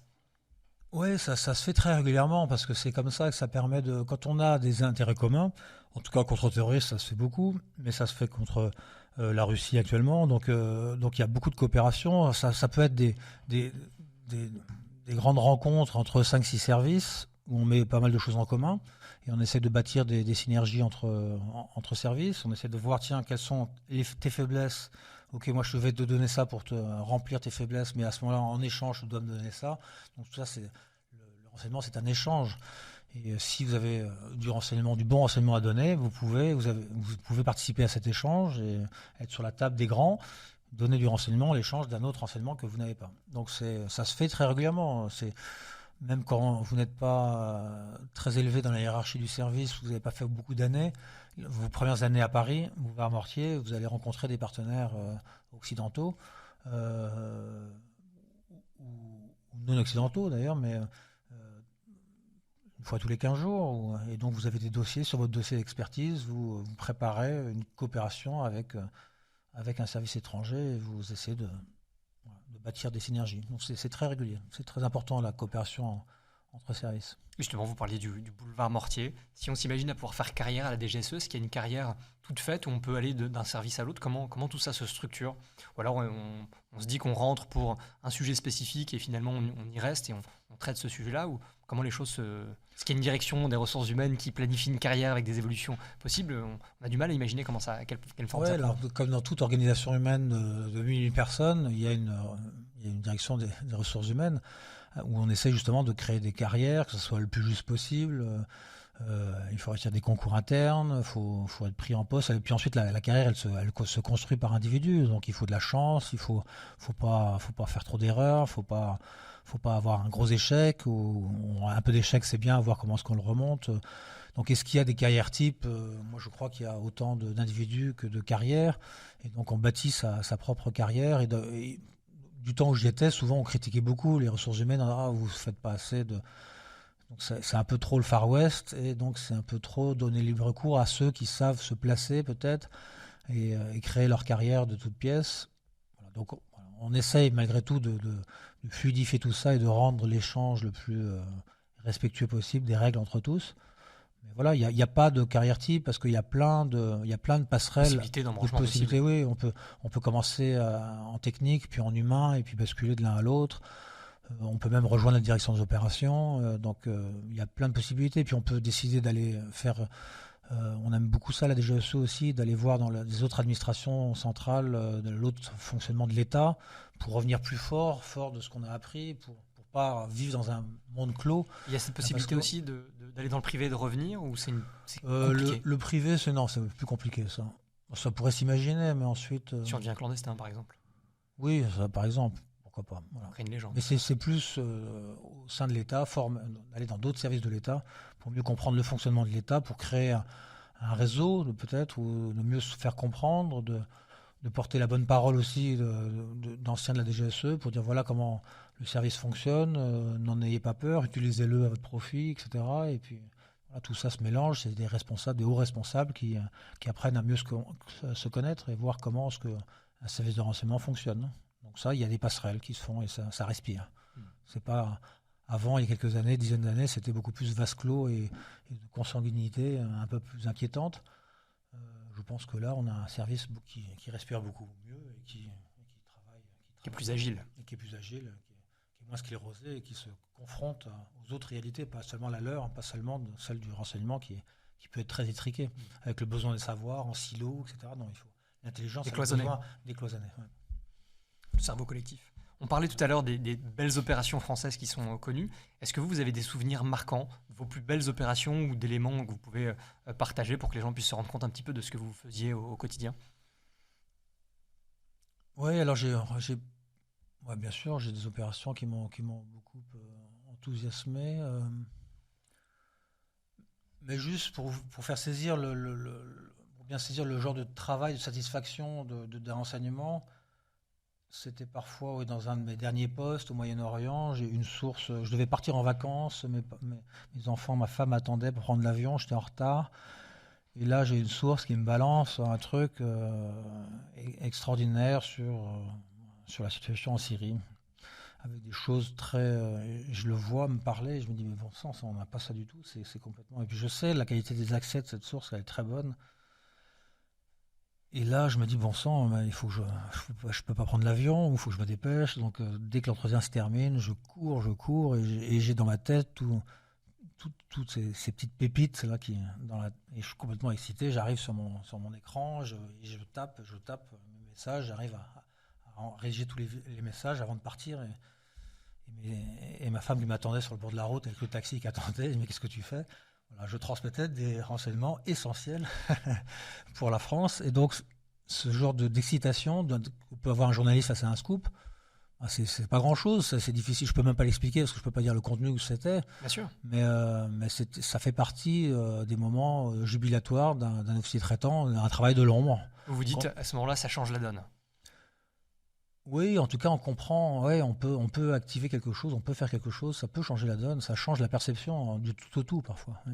Et ce caractère de surprise d'une source qui visiblement avait des accès importants, qui d'un coup vous donne des informations auxquelles vous n'aviez pas du tout accès ou pensé, quoi. Ouais, mais d'un coup, quand ça fonctionne, oui, c'est peut-être d'un coup, mais on sait qu'elle a la capacité, elle est en mesure de donner cette qualité-là, parce qu'on sait qu'elle connaît un tel, elle rencontre toutes les 15 jours des gens très importants, donc on sait qu'elle peut. Donc, du coup, c'est pas une surprise qui vient de nulle part. On sait qu'elle est. C'est pour ça que quand elle nous sort le truc, on sait que ouf, attention, il faut l'écouter, il faut la prendre au sérieux parce que elle est au contact de ces gens, elle le sait. Et puis elle nous explique comment est-ce qu'elle a obtenu, et on comprend tout ça. Oui. Et justement, qu'est-ce que vous diriez aujourd'hui à un ou une jeune qui s'intéresse au service et qui s'imagine ce que peut être la vie des services, au-delà de regarder les séries et documentaires qu'on a pu citer? De lire mes livres. Je le dis à moitié plaisantant, c'est-à-dire que mon premier livre, Profession espion, c'était vraiment je raconte les premières années à l'analyse, et c'est vraiment essayer de présenter le travail tel qu'il est réellement, et donc et pas du tout de James Bond. Et donc c'est un travail d'analyse, de journaliste, de tirer des ficelles, un travail d'archives, etc. Et je me dis, tiens, mais si vous lisez ce livre-là et qu'à la fin vous avez toujours envie de rejoindre la DGSE, à mon avis, vous allez rejoindre le service pour les bonnes raisons. Et donc, vous allez trouver matière à vous épanouir. Parce que pour qu'on puisse se rendre compte, quelle est la proportion des gens qui vont être dans des bureaux à l'étranger, et finalement, toutes les personnes qui sont dans des cellules, on va appelons-les les cellules thématiques en fonction des sujets à traiter. Par exemple, mettons une cellule Moyen-Orient qui serait basée à Paris, ça correspond à combien d'analystes en proportion par rapport à des bureaux locaux? Des bureaux locaux sur le terrain, ça? Oui, mais souvent, ça va être 9 analystes derrière pour quelqu'un déployé sur le terrain. D'accord. C'est 1 pour 10. Donc c'est bien au-delà de ce qu'on voit dans le bureau des légendes où finalement on a l'impression d'avoir une ou deux personnes ou une petite équipe, mais... Alors, ouais, mais après, la France a une vocation presque universelle. Il n'y a que le continent sud-américain qu'on a complètement abandonné, et puis avec le nord-américain on fait de la coopération. Mais sinon, on est pratiquement dans le monde entier. Donc, il y a quand même plein de postes à l'extérieur, plein d'officiers. Donc, il y a quand même beaucoup de personnes à l'étranger qui sont déployées. Ok, donc sur cette partie analyse, si les gens se soucient finalement de l'investigation et le service et les tâches chevilles au corps, pour eux, ça peut être une carrière intéressante. Oui, oui, et puis donc, et tout en prenant conscience que cette partie analyse, parce qu'il y a beaucoup de gens qui disent, moi je veux partir, il n'y a que le terrain qui m'intéresse, l'adrénaline, les voyages, la liasse de billets cachés sous les vêtements, C'est un peu etc. le fantasme. Il y a un peu le fantasme, ce qui existe, hein, il y a des opérations comme ça, j'en ai fait, mais bon, au début, faut travailler à l'analyse et se muscler un petit peu et se renforcer, et comprendre comment le service travaille, comment est-ce qu'on fait une recherche pour pouvoir, une fois qu'on est déployé, et ça arrive au bout de 3 ans dans certains cas, très rare, mais c'est plutôt 5 ans en moyenne, et ça peut être 6 ans avant de partir à l'étranger. Mais est-ce que c'est pas finalement un fantasme mal placé, puisque vous avez dit qu'on a 9 personnes à l'analyse pour une personne, le travail de l'ombre de ces analystes est autant voire plus important finalement que enfin, il est complémentaire finalement au travail de terrain. Mais comment est-ce qu'on peut, et puis j'imagine qu'il y a plein de gens qui s'intéressent plus au fait de traiter l'information que réellement avoir un goût pour l'action. Et c'est presque dangereux de ne rejoindre la DGSE que pour ce goût-là finalement. Pour ce goût de l'analyse ou Pour ce goût de l'action. de question. Oui, oui, moi les gens que j'aime pas beaucoup, alors je suis pas en situation d'être dans le jury et de sélectionner les candidats, mais quelqu'un qui vient et qui ne parle que d'action, je pense que Il est peut-être mieux à être militaire qu'à être à la oui, DGSE. oui, c'est ça. Non, il a rien à faire. Ou peut-être au service action, oui, où là il y a un peu plus d'action qu'ailleurs, moins de réflexion, encore que il faut beaucoup réfléchir hein, pour faire une action bien ciblée qui se détecte pas. Mais non, quelqu'un qui ne parle que d'action et que de terrain, c'est pas ça. C'est pas ça. Non, 80% du travail va se faire dans un bureau. Il faut en avoir conscience et il faut aimer ce travail du bureau qui est aussi passionnant. Alors on en parlait tout à l'heure au moment de la guerre froide évidemment, le rôle des services pour éviter qu'il y ait un conflit nucléaire. Aujourd'hui on a le sentiment que la menace n'a jamais été aussi forte, que ce soit avec les Russes qui amènent leurs armes nucléaires tactiques à bordure de frontières, avec la Chine et le cas de Taïwan, avec la Corée du Nord, avec l'Iran évidemment. Comment aujourd'hui fonctionnent les services pour essayer d'apporter l'information la plus précise, parce que c'est des sujets évidemment délicats, on l'a vu pendant la guerre froide où il suffisait d'un rien pour que le tout s'embrase. Aujourd'hui on a vraiment ce sentiment d'être presque sur une poudrière. Comment gèrent les services Le monde fait peur hein, aujourd'hui. Hein. On regarde les informations, on est déprimé. Peut-être qu'il faut regarder un peu moins les informations moi, ça, j'en suis convaincu, un peu trop. C'est pour ça que moi, j'habite maintenant dans la campagne avec mes ânes. Et, dans le Vercors avec vos brebis. Voilà, c'est ça. Et donc, ça fait un peu de bien de couper, effectivement, parce que les nouvelles font peur. On est dans un monde donc, très anxiogène. Et ben, comment on fait face par rapport à ça? En donnant plus de moyens aux services. Moi, je suis rentré dans un service à 5000 personnes, on en est à 8000. Et j'ai toujours vu ce service avoir plus de moyens et recruter. Donc il y a des grosses vagues de recrutement, mais j'en ai connu déjà beaucoup plus. Donc il y a pas mal de journalistes qui m'interrogent. Il y a une grosse vague. Oui, mais c'est pas depuis 2000, on recrute beaucoup. 2001, évidemment, il s'est passé des choses importantes. Donc on continue à se développer. On a donc fait depuis 2 ans une très grosse réforme de la DGSE, très ambitieuse, qui modifie complètement les structures. Et qui rend, je pense, l'outil, alors il faut le temps de l'assimiler, hein. Ces grosses réformes, quand elles sont ambitieuses, ça prend du temps à se mettre en place, mais je pense qu'elle est très bien pensée et elle devrait donner des résultats. Et puis il y a ce projet aussi 2030 de déménager, parce qu'il y a très peu de place dans les locaux actuels, et donc à Vincennes pour avoir plus d'espace, plus de capacité de se développer, et plus de moyens. Et donc voilà, on voit un service, on est dans un monde anxiogène, le service travaille pas mal, a priori, il donne satisfaction et on en veut plus. Et donc on paye plus pour avoir plus de monde, plus de moyens. Donc ce que vous dites, c'est que c'est pas forcément un fantasme, mais que c'est une caisse de résonance d'avoir finalement des chaînes en continu qui bombardent de l'information, que ce soit de l'information d'ailleurs vérifiée ou pas, parce que c'est aussi la problématique qu'on a, et parfois même, on l'avait vu avec certaines chaînes qui ont été supprimées de nos antennes, mais qui étaient parfois contrôlées par des puissances étrangères. Et donc ce que vous dites, c'est que c'est une situation bien réelle où il y a effectivement tout un tas de risques, mais que c'est parfois amplifié par ces chaînes en continu, en tout cas cette information qui est à l'accès libre, et qui est aussi le cas avec toutes les plateformes qui sont un peu moins contrôlées, que ce soit les réseaux sociaux, qui offrent une caisse de résonance qui est parfois finalement caricaturale par rapport à l'information qu'on peut avoir. Oui, alors il y a ce phénomène de caisse de résonance, de manipulation des services adverses, et puis il y a aussi une concurrence qui peut être une concurrence saine. Il y a entre des médias et des journalistes qui font aussi bien leur travail. Il y a aussi les chaînes sérieuses qui recoupent leur information, des journalistes professionnels avec lesquels on peut travailler ponctuellement, échanger des choses quand le journaliste est sérieux. Et donc aussi, et puis ils ont les mêmes outils que nous. Enfin, Bellingcat, c'est un vrai petit service de renseignement très performant, très agile. Et donc ça fait une concurrence aussi. C'est-à-dire que le renseignement, on le paye cher, et donc il faut qu'il soit meilleur que ce qu'il y a dans l'ouvert, et que ce que paye un abonnement à 20 € par mois. Le chef de l'État, lui, il dit non, le service, il doit, avec tout ce que je lui donne comme moyen, il doit m'informer mieux et plus rapidement. Donc parfois, on peut pas. Parfois, c'est la presse qui va plus vite, mais c'est normal. Et parfois, il y a des choses que le service découvre et ça sort qu'un mois, 2 mois, 3 mois, 6 mois après, ou parfois jamais. Est-ce que c'est pas une problématique liée à l'immédiateté du monde dans lequel on vit, où le sentiment qu'on a, c'est que les chaînes d'information ou les médias principaux qu'on peut connaître aujourd'hui, évidemment pas tous, et heureusement, ont une prime à avoir le scoop et l'information. Ouais. Et finalement, ça détériore la qualité de l'information. Non, bien sûr, ça détériore donc la qualité de l'information. On est moins exigeant parce qu'on veut aller plus vite, on veut faire plus. Il y a plein de concurrence, il faut faire mieux que le voisin. Notre chaîne doit être meilleure que la chaîne d'à côté. Notre journal doit faire, voilà. Et puis le service de renseignement, il doit aussi rester raisonnable, et il doit dire à l'homme politique, bon, maintenant, là, les chaînes, elles ont d'autres intérêts, elles veulent aller plus vite. Nous, on vous donne une information vérifiée, recoupée. On n'a pas pu vous le recouper, donc on ne va pas vous la donner. Par exemple, patienter, on n'est pas en mesure. Non, stop, on ne peut pas. L'immédiateté, c'est pas du renseignement, ça. C'est malsain. Donc ça, je pense que souvent, on arrive, et ça agace. D'ailleurs, parfois, le président dit, vous n'êtes pas bon, vous êtes meilleur dans les journaux. Et donc voilà, faut être suffisamment fort pour pouvoir dire non, nous on veut rester, on ne fait pas du scoop, on cherche une information recoupée, ça prendra un peu plus de temps.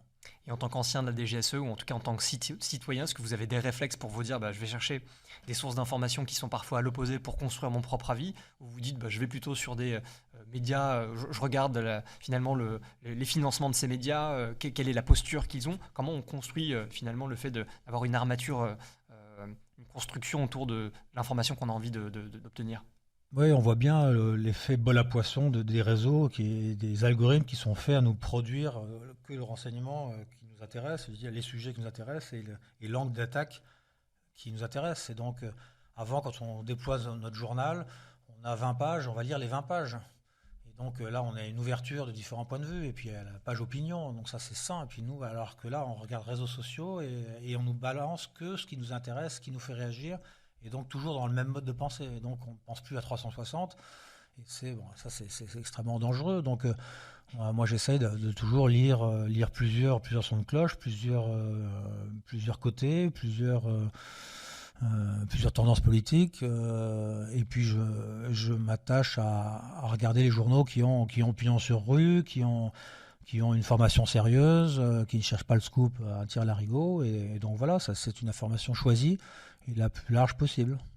Justement, sur ce traitement de l'information, on l'a dit tout à l'heure, les services russes sont particulièrement forts et efficaces sur la création de fake news, avec les usines à bottes notamment, et on parle d'influence sur les élections américaines au moment où Trump a été élu. Comment est-ce que, si on ne tombe pas dans le piège finalement de faire la même chose et de produire nous aussi des news qui iraient dans notre sens, comment est-ce qu'on fait pour lutter efficacement, que ce soit à l'échelle française ou à l'échelle européenne d'ailleurs, sur ce mécanisme de fausses informations? Il y a pas mal déjà de journaux qui démontent, qui voient l'opération, et donc c'est ça, il faut aider les enquêteurs à retrouver les fils, et puis à voir que les mains rouges, finalement, c'est ça, c'est des Russes derrière, et donc c'est de la manipulation. Et plus on expose ces pratiques, plus on s'en défend, et c'est une défense efficace.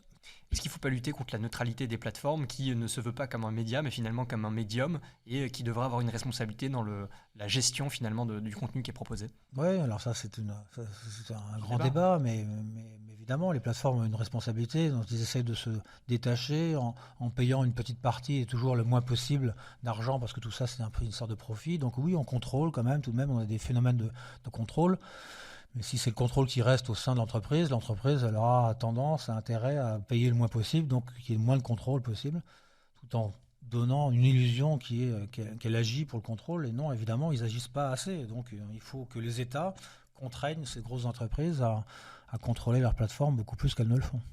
Alors pour aller sur un tout autre sujet, mais qui a été en lien sans doute avec ce que vous avez pu faire à la DGSE, si on parle de la menace terroriste qui a été très présente qui l'est sans doute encore en France, puisqu'on voit régulièrement une des informations des opérations qui ont été démantelées.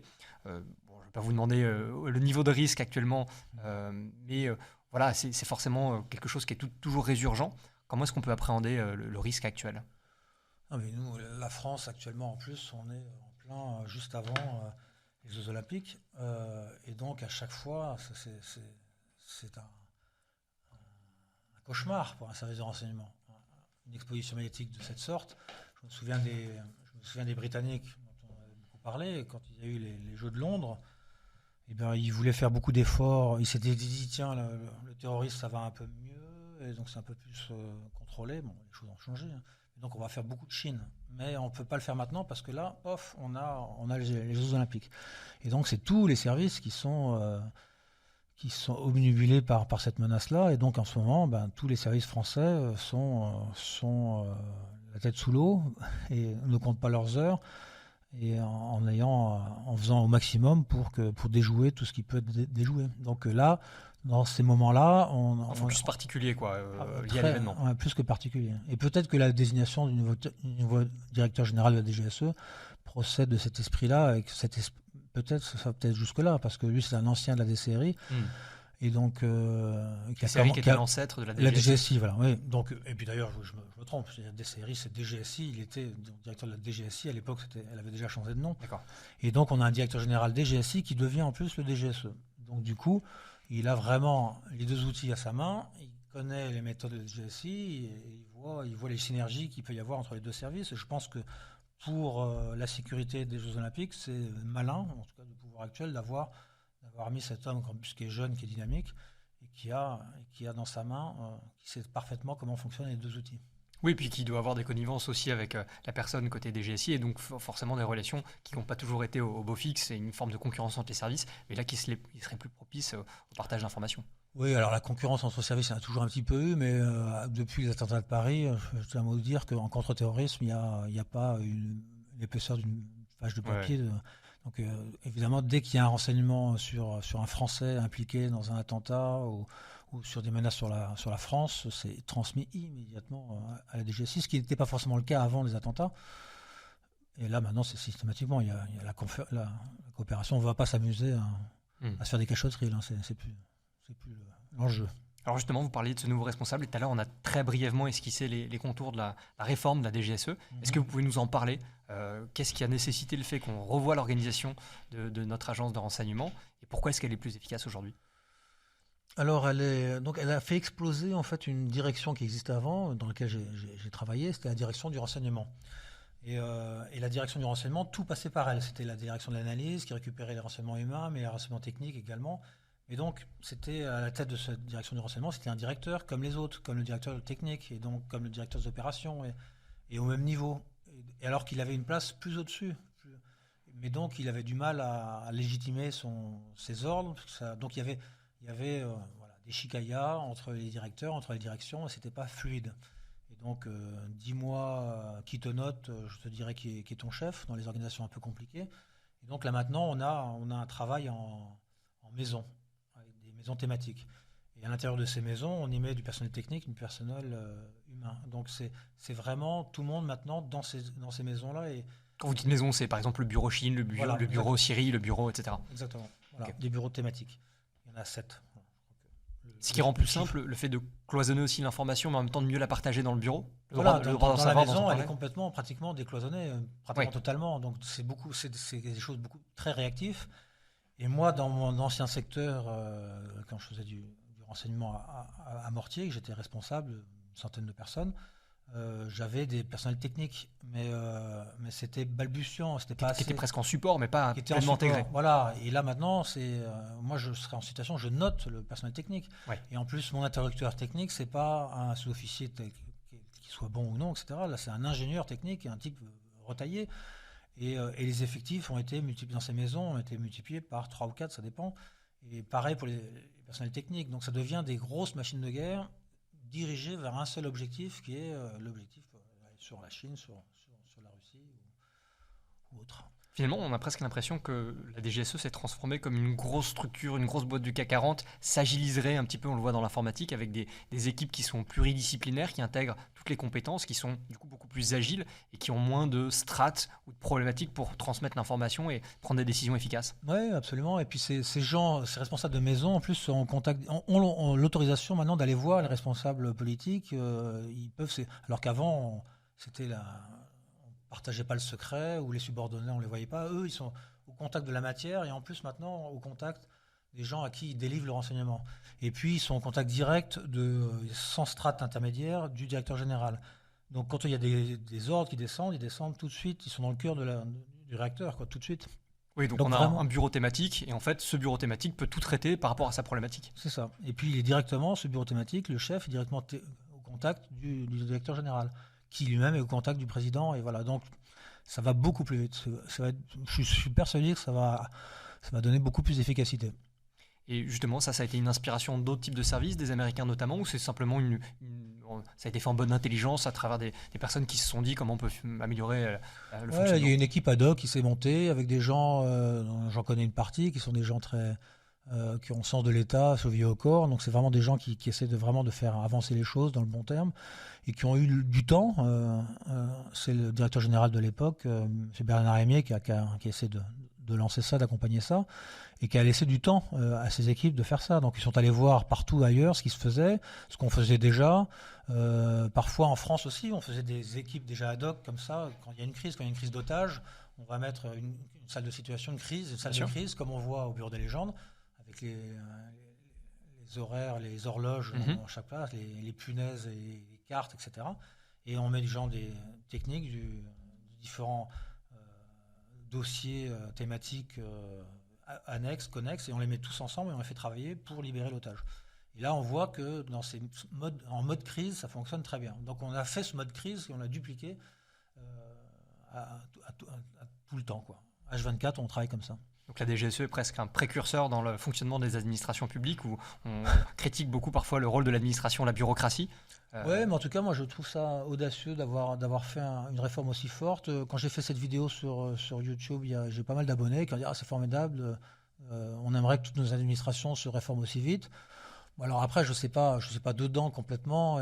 Je sais que j'ai entendu aussi des frictions et que la réforme chez certains a du mal à passer. En tout cas, telle qu'on me la présente, telle que les gens que je connais l'ont faite, il me semble qu'elle est audacieuse et qu'elle va produire du résultat. Parce qu'elle a été faite assez récemment, donc il est encore compliqué de pouvoir se projeter. Oui, voilà, ça, elle a 2 ans cette réforme, donc c'est très récent. Ok.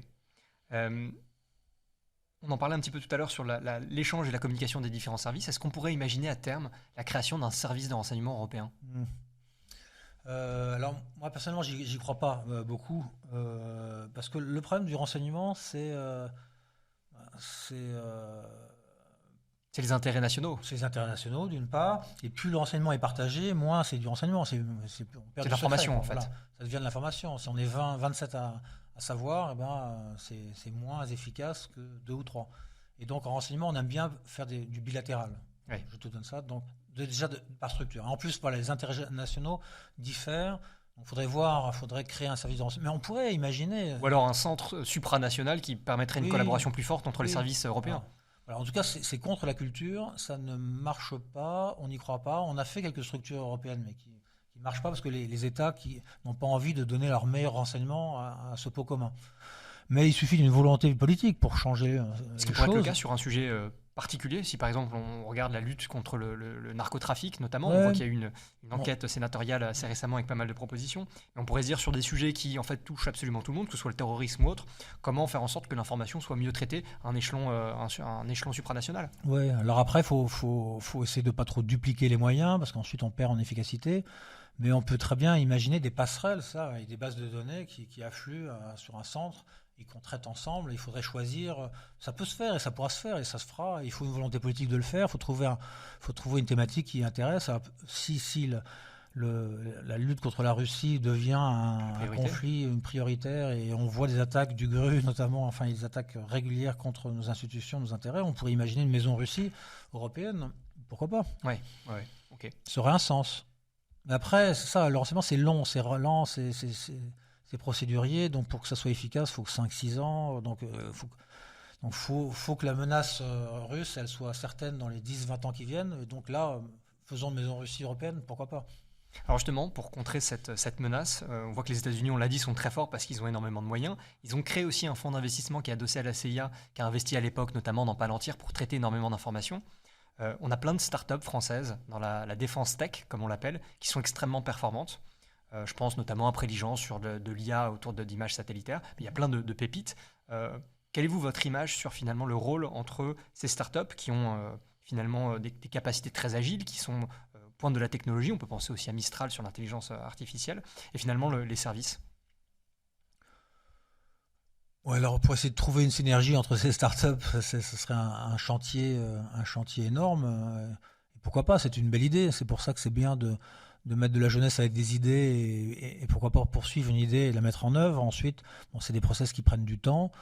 Chacun est très occupé. La start-up à développer ses contrats à l'étranger et à se développer. Et puis le service, pareil, il est toujours la tête sous l'eau et c'est de trouver avoir la guerre d'avance. Et donc, il faudrait sortir des gens de leur travail au quotidien et leur dire, voilà, vous allez monter une structure qui va regrouper toutes les synergies des startups françaises. On en a identifié une vingtaine. Faites votre choix dans ces 20, peut-être réduisez-les à 12.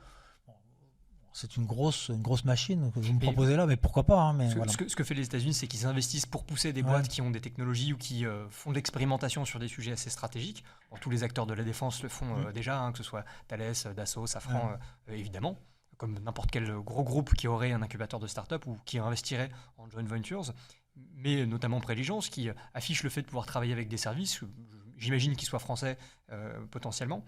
Est-ce que le fait d'avoir une réflexion stratégique là-dessus n'a pas du sens pour venir amener soit du sang frais, soit des idées nouvelles pour venir traiter des problématiques différentes? Pourquoi pas? En tout cas, oui, c'est une idée motivante. Moi, quand j'ai quitté le service, je n'ai pas senti ce vent là-dessus. Je n'ai pas entendu ces réflexions. Là, j'y suis plus. Peut-être qu'il y a des gens qui réfléchissent à ça, mais voilà, moi je ne sais pas. Ok. Pour revenir sur le sujet autour de la légende, la construction d'une légende, vous le disiez tout à l'heure, plusieurs mois de préparation avant d'être opérationnel. Pour bien maîtriser une légende, sans doute même peut-être plus que plusieurs mois, quelles sont les techniques, soit de déguisement, soit d'imprégnation de la légende pour être le plus pertinent possible? Alors là, sur le montage de légende, la difficulté de vivre une vie double, de savoir comment est-ce qu'on fait la légende avant, après, pendant la mission, comment est-ce qu'on démonte la légende, tout ce genre de thématiques, donc je l'ai traité dans mon deuxième livre. Donc si les gens aiment bien ça, c'est J'étais un autre et vous ne le saviez pas. Et là, je pense que c'est un livre intéressant sur ce sujet. Grosso modo, pour les éditeurs de votre podcast, l'idée pour faire une bonne légende, il faut s'inventer un double de couverture qui soit le plus proche de ce qui on est vraiment. Pour éviter justement de se perdre dans cette voilà, légende-là. parce que c'est impossible de tout inventer. Donc on va prendre 80% de sa vraie vie et puis on va inventer 20%. Et on va cacher les 20% qui nous gênent. Donc c'est pour ça qu'on essaye peut-être de ne pas prendre de militaire, ou alors on va imaginer un militaire qui a démissionné à tel moment et puis qui a rejoint telle entreprise, mais il est plus du tout... Et on cache le fait qu'il a rejoint la DGSE à aucun moment. Voilà, moi, mon personnage de légende, c'était un prof d'histoire en recherche de sens, en quête de sens, qui en avait marre de l'éducation nationale, des administrations, des élèves, des copies à corriger, et qui veut faire un peu d'humanitaire. Et ma femme de l'époque était professeure d'histoire, donc j'avais fait quelques repas, donc je connaissais un peu les problématiques, la gestuelle, les vocabulaires des profs. Et donc voilà, c'était. Et puis j'aime l'histoire, je lis beaucoup sur l'histoire, donc il faut se rendre crédible évidemment dans sa légende. Voilà, j'allais pas faire Marina Loiseau dans le bureau des légendes et un ingénieur sismographe.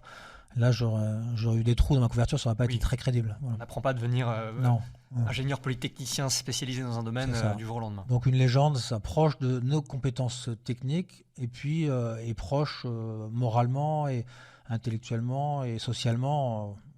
On est qui on est, et donc il ne faut pas s'en éloigner. La légende, elle doit coller à ce qui on est vraiment. C'est ça la clé. Et justement, est-ce qu'on peut avoir plusieurs légendes dans une carrière à la DGSE et vous le disiez, pour qu'elle soit proche de qui on est, comment on ne se perd pas à un moment donné dans sa légende, si jamais on passe 8 ans et tant qu'on n'ait qu'une seule légende dans sa carrière, comment on ne se perd pas? On voit que effectivement Mathieu Kassovitz, dans son personnage, à un moment donné, se perd un peu dans sa légende.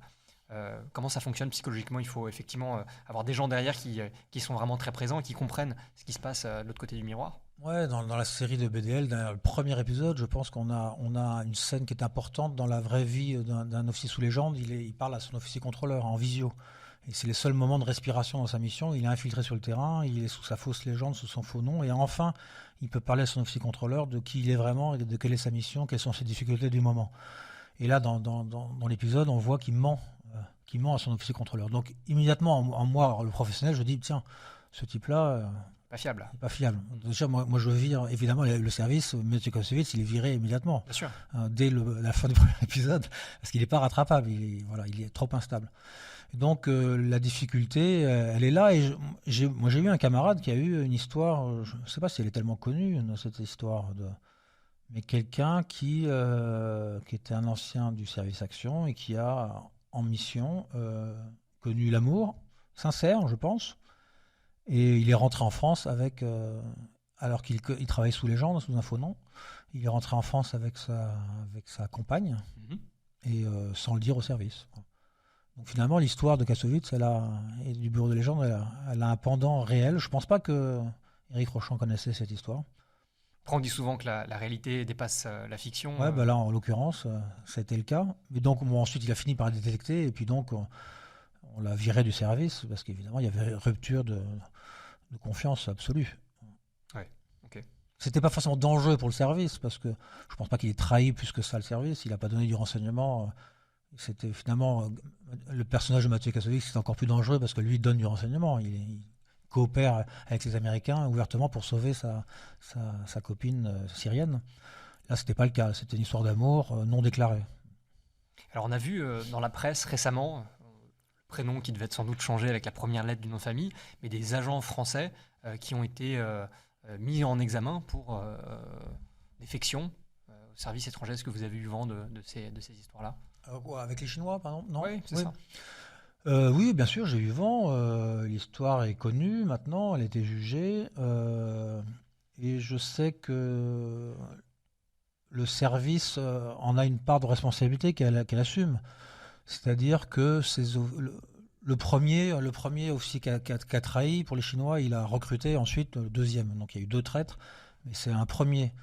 Et lui, il avait fait une erreur en Chine. Il était chef de poste à Pékin et il fricotait avec la secrétaire de l'ambassadeur, qui était une Chinoise, membre qui travaillait pour les services chinois. Et donc on l'a massacré, cet officier traitant. Il y a eu une erreur, ce qui était faite. Après, il n'a pas non plus trahi, c'est-à-dire qu'il y a eu une histoire d'amour ou une coucherie. Quand vous dites on l'a massacré, c'est médiatiquement? Donc non, pas médiatiquement, c'était secret. D'accord. Mais on l'a viré du service. Okay. Je pense qu'on l'a viré de l'armée, et donc on l'a assassiné entre guillemets. On lui a pas pardonné et on lui a fait payer sa coucherie. Et il n'y avait pas de traîtrise, pas complètement. Donc il faut voir ce que c'est la nature humaine. Il faut sanctionner. Évidemment. Oui, c'est pas tout blanc ou tout noir. Mais c'est pas tout noir, jamais. Et donc ce type-là, on a créé les conditions de son retournement par les Chinois, parce que le type, il avait plus d'argent, plus rien, plus de retraite, il était à la rue. Et qu'est-ce qu'il pouvait faire? Les Chinois sont venus le récupérer et il a dit oui. Et donc, mais ça a été bien senti. Ça, du coup, on est dans l'ego? On est dans l'ego pour lui. Oui, il y a de l'ego qui est heurté. Mais c'est de l'orgueil, en même temps, c'est de l'orgueil, hein, bien sûr, mais il y a aussi la subsistance, comment je fais, quoi. Donc l'attrait économique. L'argent, et l'ego, bien sûr, l'ego. Ouais. L'ego fortement. Et donc, du coup, c'était une leçon aussi. Je pense que maintenant, j'espère, les échecs, il faut les traiter à leur juste niveau. C'est-à-dire qu'il ne faut pas complètement massacrer, il faut sanctionner, mais il faut rester mesuré. Justement, on en parlait tout à l'heure, l'argent comme un des moyens finalement de pouvoir convaincre quelqu'un de devenir une source. Quand on est à la DGSE, on a une carrière. J'imagine qu'on est considéré comme soit contractant, soit fonctionnaire. Quand on termine la DGSE, ça peut être quoi la vie d'un ancien agent de la DGSE? Est-ce qu'on prend une retraite paisible? Est-ce qu'on peut aller dans le privé et on y a le droit? Comment ça peut se formater? Oui, c'est pas forcément très bien formalisé, complètement formalisé. Donc il y a des trous noirs un peu dans lesquels et donc ça se fait au fur et à mesure. Je sais que par exemple les Chinois, c'est très ou dans des pays dur, c'est-à-dire que les anciens, les retraités des services de renseignement n'ont plus le droit d'aller à l'étranger pour pas être recrutés à l'étranger. Nous, on ne nous impose pas forcément des choses aussi dures. Donc, il faut qu'on déclare peut-être si on retourne dans des pays sensibles, mais on a une certaine liberté, en tout cas de déplacement à l'étranger. Moi, j'ai travaillé sur le dossier chinois, en contre-espionnage chinois, et je suis allé à Shanghai ensuite, en n'étant plus du service, en vacances, quoi, presque. Et vous saviez si vous étiez potentiellement détecté sur place, même en tant qu'ancien officier? Ouais, ça aurait été marrant. En tout cas, j'ai pas vu apparaître quoi que ce soit. Je pense que je suis resté trop peu longtemps aussi pour apparaître sur les radars. Et puis Ouais, être pareil. intéressant pour eux au regard de ce que vous aviez comme Oui. information. Alors savaient-ils aussi. Voilà, ils sont forts chez eux, ils sont moins forts, comme on l'a dit, à l'étranger. l'étranger. Donc ils n'ont pas fait le lien. Et ils n'ont pas jugé utile d'essayer de me recruter ou de m'approcher quand j'étais en Chine. Ouais. Mais voilà, en tout cas, il y a. Et puis, on sait qu'on signe des clauses de confidentialité. Je suis tenu par le secret de mes anciennes fonctions. Je peux être condamné si je franchis la ligne. Et je suis devenu un personnage public. Je parle, je m'exprime dans les médias. Mais si je peux pas. Je peux me tromper, je peux faire un faux pas et dire quelque chose que je n'aurais pas eu le droit de. Et je serais à ce moment-là poursuivi, condamné. Et c'est pour ça que mes livres, là j'en suis à mon 4e livre, à chaque fois je transmets le manuscrit au service avant qu'il soit publié pour vérifier que je n'ai pas dit des choses que je n'aurais pas eu le droit de dire et on corrige évidemment. Le but n'est pas de mettre le service dans l'embarras et de me mettre dans l'embarras non plus. C'est peut-être la dernière question que je voulais vous poser, Olivier Masse. Ouais. Beryl 614. Est-ce que vous avez demandé à la DGSE leur accord avant de créer cette chaîne YouTube et quel était en fait l'objectif au départ pour vous? C'était de partager et de communiquer sur votre passé en tant qu'ancien officier cadre de la DGSE, potentiellement de faire en sorte qu'il y ait des vocations. Quel était un petit peu l'objet pour vous? Alors, j'ai été un mauvais élève, entre guillemets, un semi. C'est-à-dire que je suis un officier audacieux qui essaie de penser out of the box. Et donc, la chaîne YouTube, je n'avais pas demandé l'autorisation. Est-ce que je pense qu'il m'aurait dit non? Ou alors, il m'aurait dit oui, mais avec plein de freins, de contrôles, etc. Donc j'ai créé, en même temps que j'ai créé mes premières vidéos, j'ai créé un site internet où j'expliquais la démarche. La démarche. Et c'était ce site, je ne sais pas s'il a été très regardé, mais il était surtout destiné à mes anciens chefs. Et je leur disais, voilà, je suis tenu toujours par le secret de mes anciennes fonctions. Il n'y aura pas de révélation fracassante sur Talks with the Spy. Voilà. C'est dit, c'est posé. Et d'ailleurs, la chaîne ne pose pas de problème au service parce que voilà, j'ai pas fait. J'imagine. Au contraire, oui, bien sûr. Parce que vous êtes, c'est peut-être pas au même niveau du Bureau des légendes, mais vous avez un nombre de followers qui est quand même assez incroyable et vous êtes probablement, j'allais dire, l'ancien espion le plus connu de France aujourd'hui. Oui. Alors donc rien à voir avec le succès du Bureau des légendes. J'ai 172 000 abonnés, mais 5 millions de vues. Malgré tout, et puis c'est ça, c'est hyper conséquent, enfin surtout pour des sujets de c'est un sujet de niche, mais les gens qui aiment bien le renseignement normalement connaissent ma chaîne et regardent. Mais c'est ça, je suis pas parti aigri du tout du service. J'ai adoré le métier que j'ai fait, j'aime la matière du renseignement. Ça me permet de continuer à traiter du renseignement avec une autre manière de m'exprimer. J'aime bien raconter des histoires, j'aime expliquer, je suis pédago. Et puis ça m'agaçait aussi que la parole d'explication du métier d'espion soit prise par des journalistes et des universitaires qui font par ailleurs un très bon boulot. Mais qui n'est aucun des anciens professionnels qui puisse s'exprimer voilà, dessus. quand même, c'est important, je pense, d'avoir une voix d'un ancien professionnel qui explique et qui démystifie aussi le travail et qui le rend intelligible et professionnel et qui dit non... Moi, j'ai été fier des 15 ans que j'ai passé à la DGSE. Je trouve qu'on y a fait du bon travail, que c'est fait. Et donc, je suis content de pouvoir expliquer ça, de voir de la manière dont ça se passe, d'une manière ouverte, raisonnable, raisonnée et argumentée. Ça a été ça l'idée à un moment donné de vous mettre à visage découvert, puisqu'au début, dans vos premières vidéos, vous apparaissez pas. Est-ce que c'est parce que vous avez été en contact justement avec vos anciens employeurs qui ont validé la démarche à ce moment-là? Non, encore une fois, je n'ai pas demandé d'autorisation avant. C'était un plan de carrière. Au début, c'était... Après avoir passé 15 ans dans l'ombre, passer tout d'un coup à la lumière complète et montrer mon visage, je ne pouvais pas. J'avais un blocage psychologique, je pense que je n'aurais pas pu. C'est trop fort. Ma main, ce serait pour pouvoir pivoter l'appareil photo pour montrer mon visage, je n'aurais pas pu, il y aurait eu un blocage. Donc voilà, j'ai attendu quelques années avant de montrer ça. Et je pense que prosaïquement, l'intérêt, c'était de faire plus de plateaux télé pour vendre mes livres. Et sur le premier livre, j'étais apparu en ombre chinoise, en type un peu inquiétant, en ombre noire. Comme si vous aviez quelque chose à cacher, alors comme si j'avais quelque chose à cacher. Voilà, ça allait à l'encontre du message que je voulais transmettre. Donc du coup, voilà, pour essayer d'avoir plus d'exposition, j'ai décidé de montrer mon visage. Après, il y a pas mal de gens, et j'entends ce dialogue, enfin cet argument, qui disent c'est dommage, il y avait un côté mystérieux, un côté magique. Et c'est vrai que c'était de voir que les mains, et le concept était génial d'ailleurs. Quand j'ai commencé à filmer, à regarder, je me dis 10 minutes, 20 minutes sur des mains, ça marche ça. Mais je regarde le montage, oui, ça marche. Et donc voilà, j'ai un peu abandonné ça, donc j'ai abandonné ce côté mystère, mais tant pis, voilà, chaque étape permet d'avancer. Et maintenant, je m'exprime les yeux dans les yeux, à visage découvert. Vous le disiez, vous avez écrit 4 ouvrages, vous avez votre chaîne YouTube que vous continuez d'alimenter. Je crois aussi que vous faites des conférences, que ce soit en entreprise. Où est-ce qu'on peut vous retrouver aujourd'hui? Oui, donc au travers de mes livres, ma chaîne YouTube, et puis des agences de conférences qui placent les conférenciers. Et puis j'espère, moi, en but ultime, c'est de rejoindre un projet de télévision, de cinéma. Et je pense que je vais y aboutir. J'ai fait pas mal de projets. Et je pense que via la littérature et un roman d'espionnage qui est ensuite adapté, c'est peut-être l'angle d'attaque que je vais utiliser dans les prochains mois. Vous serez en co-associé sur ce type de... Oui, voilà, on commence, c'est un nouveau métier, donc il faut l'apprendre, il faut le connaître, et donc co-scénariste, ça me paraît déjà une prochaine étape intermédiaire avant d'aller plus haut, plus loin. On a hâte de découvrir ça. Oui. Olivier, merci beaucoup. Merci pour votre invitation, encore une fois.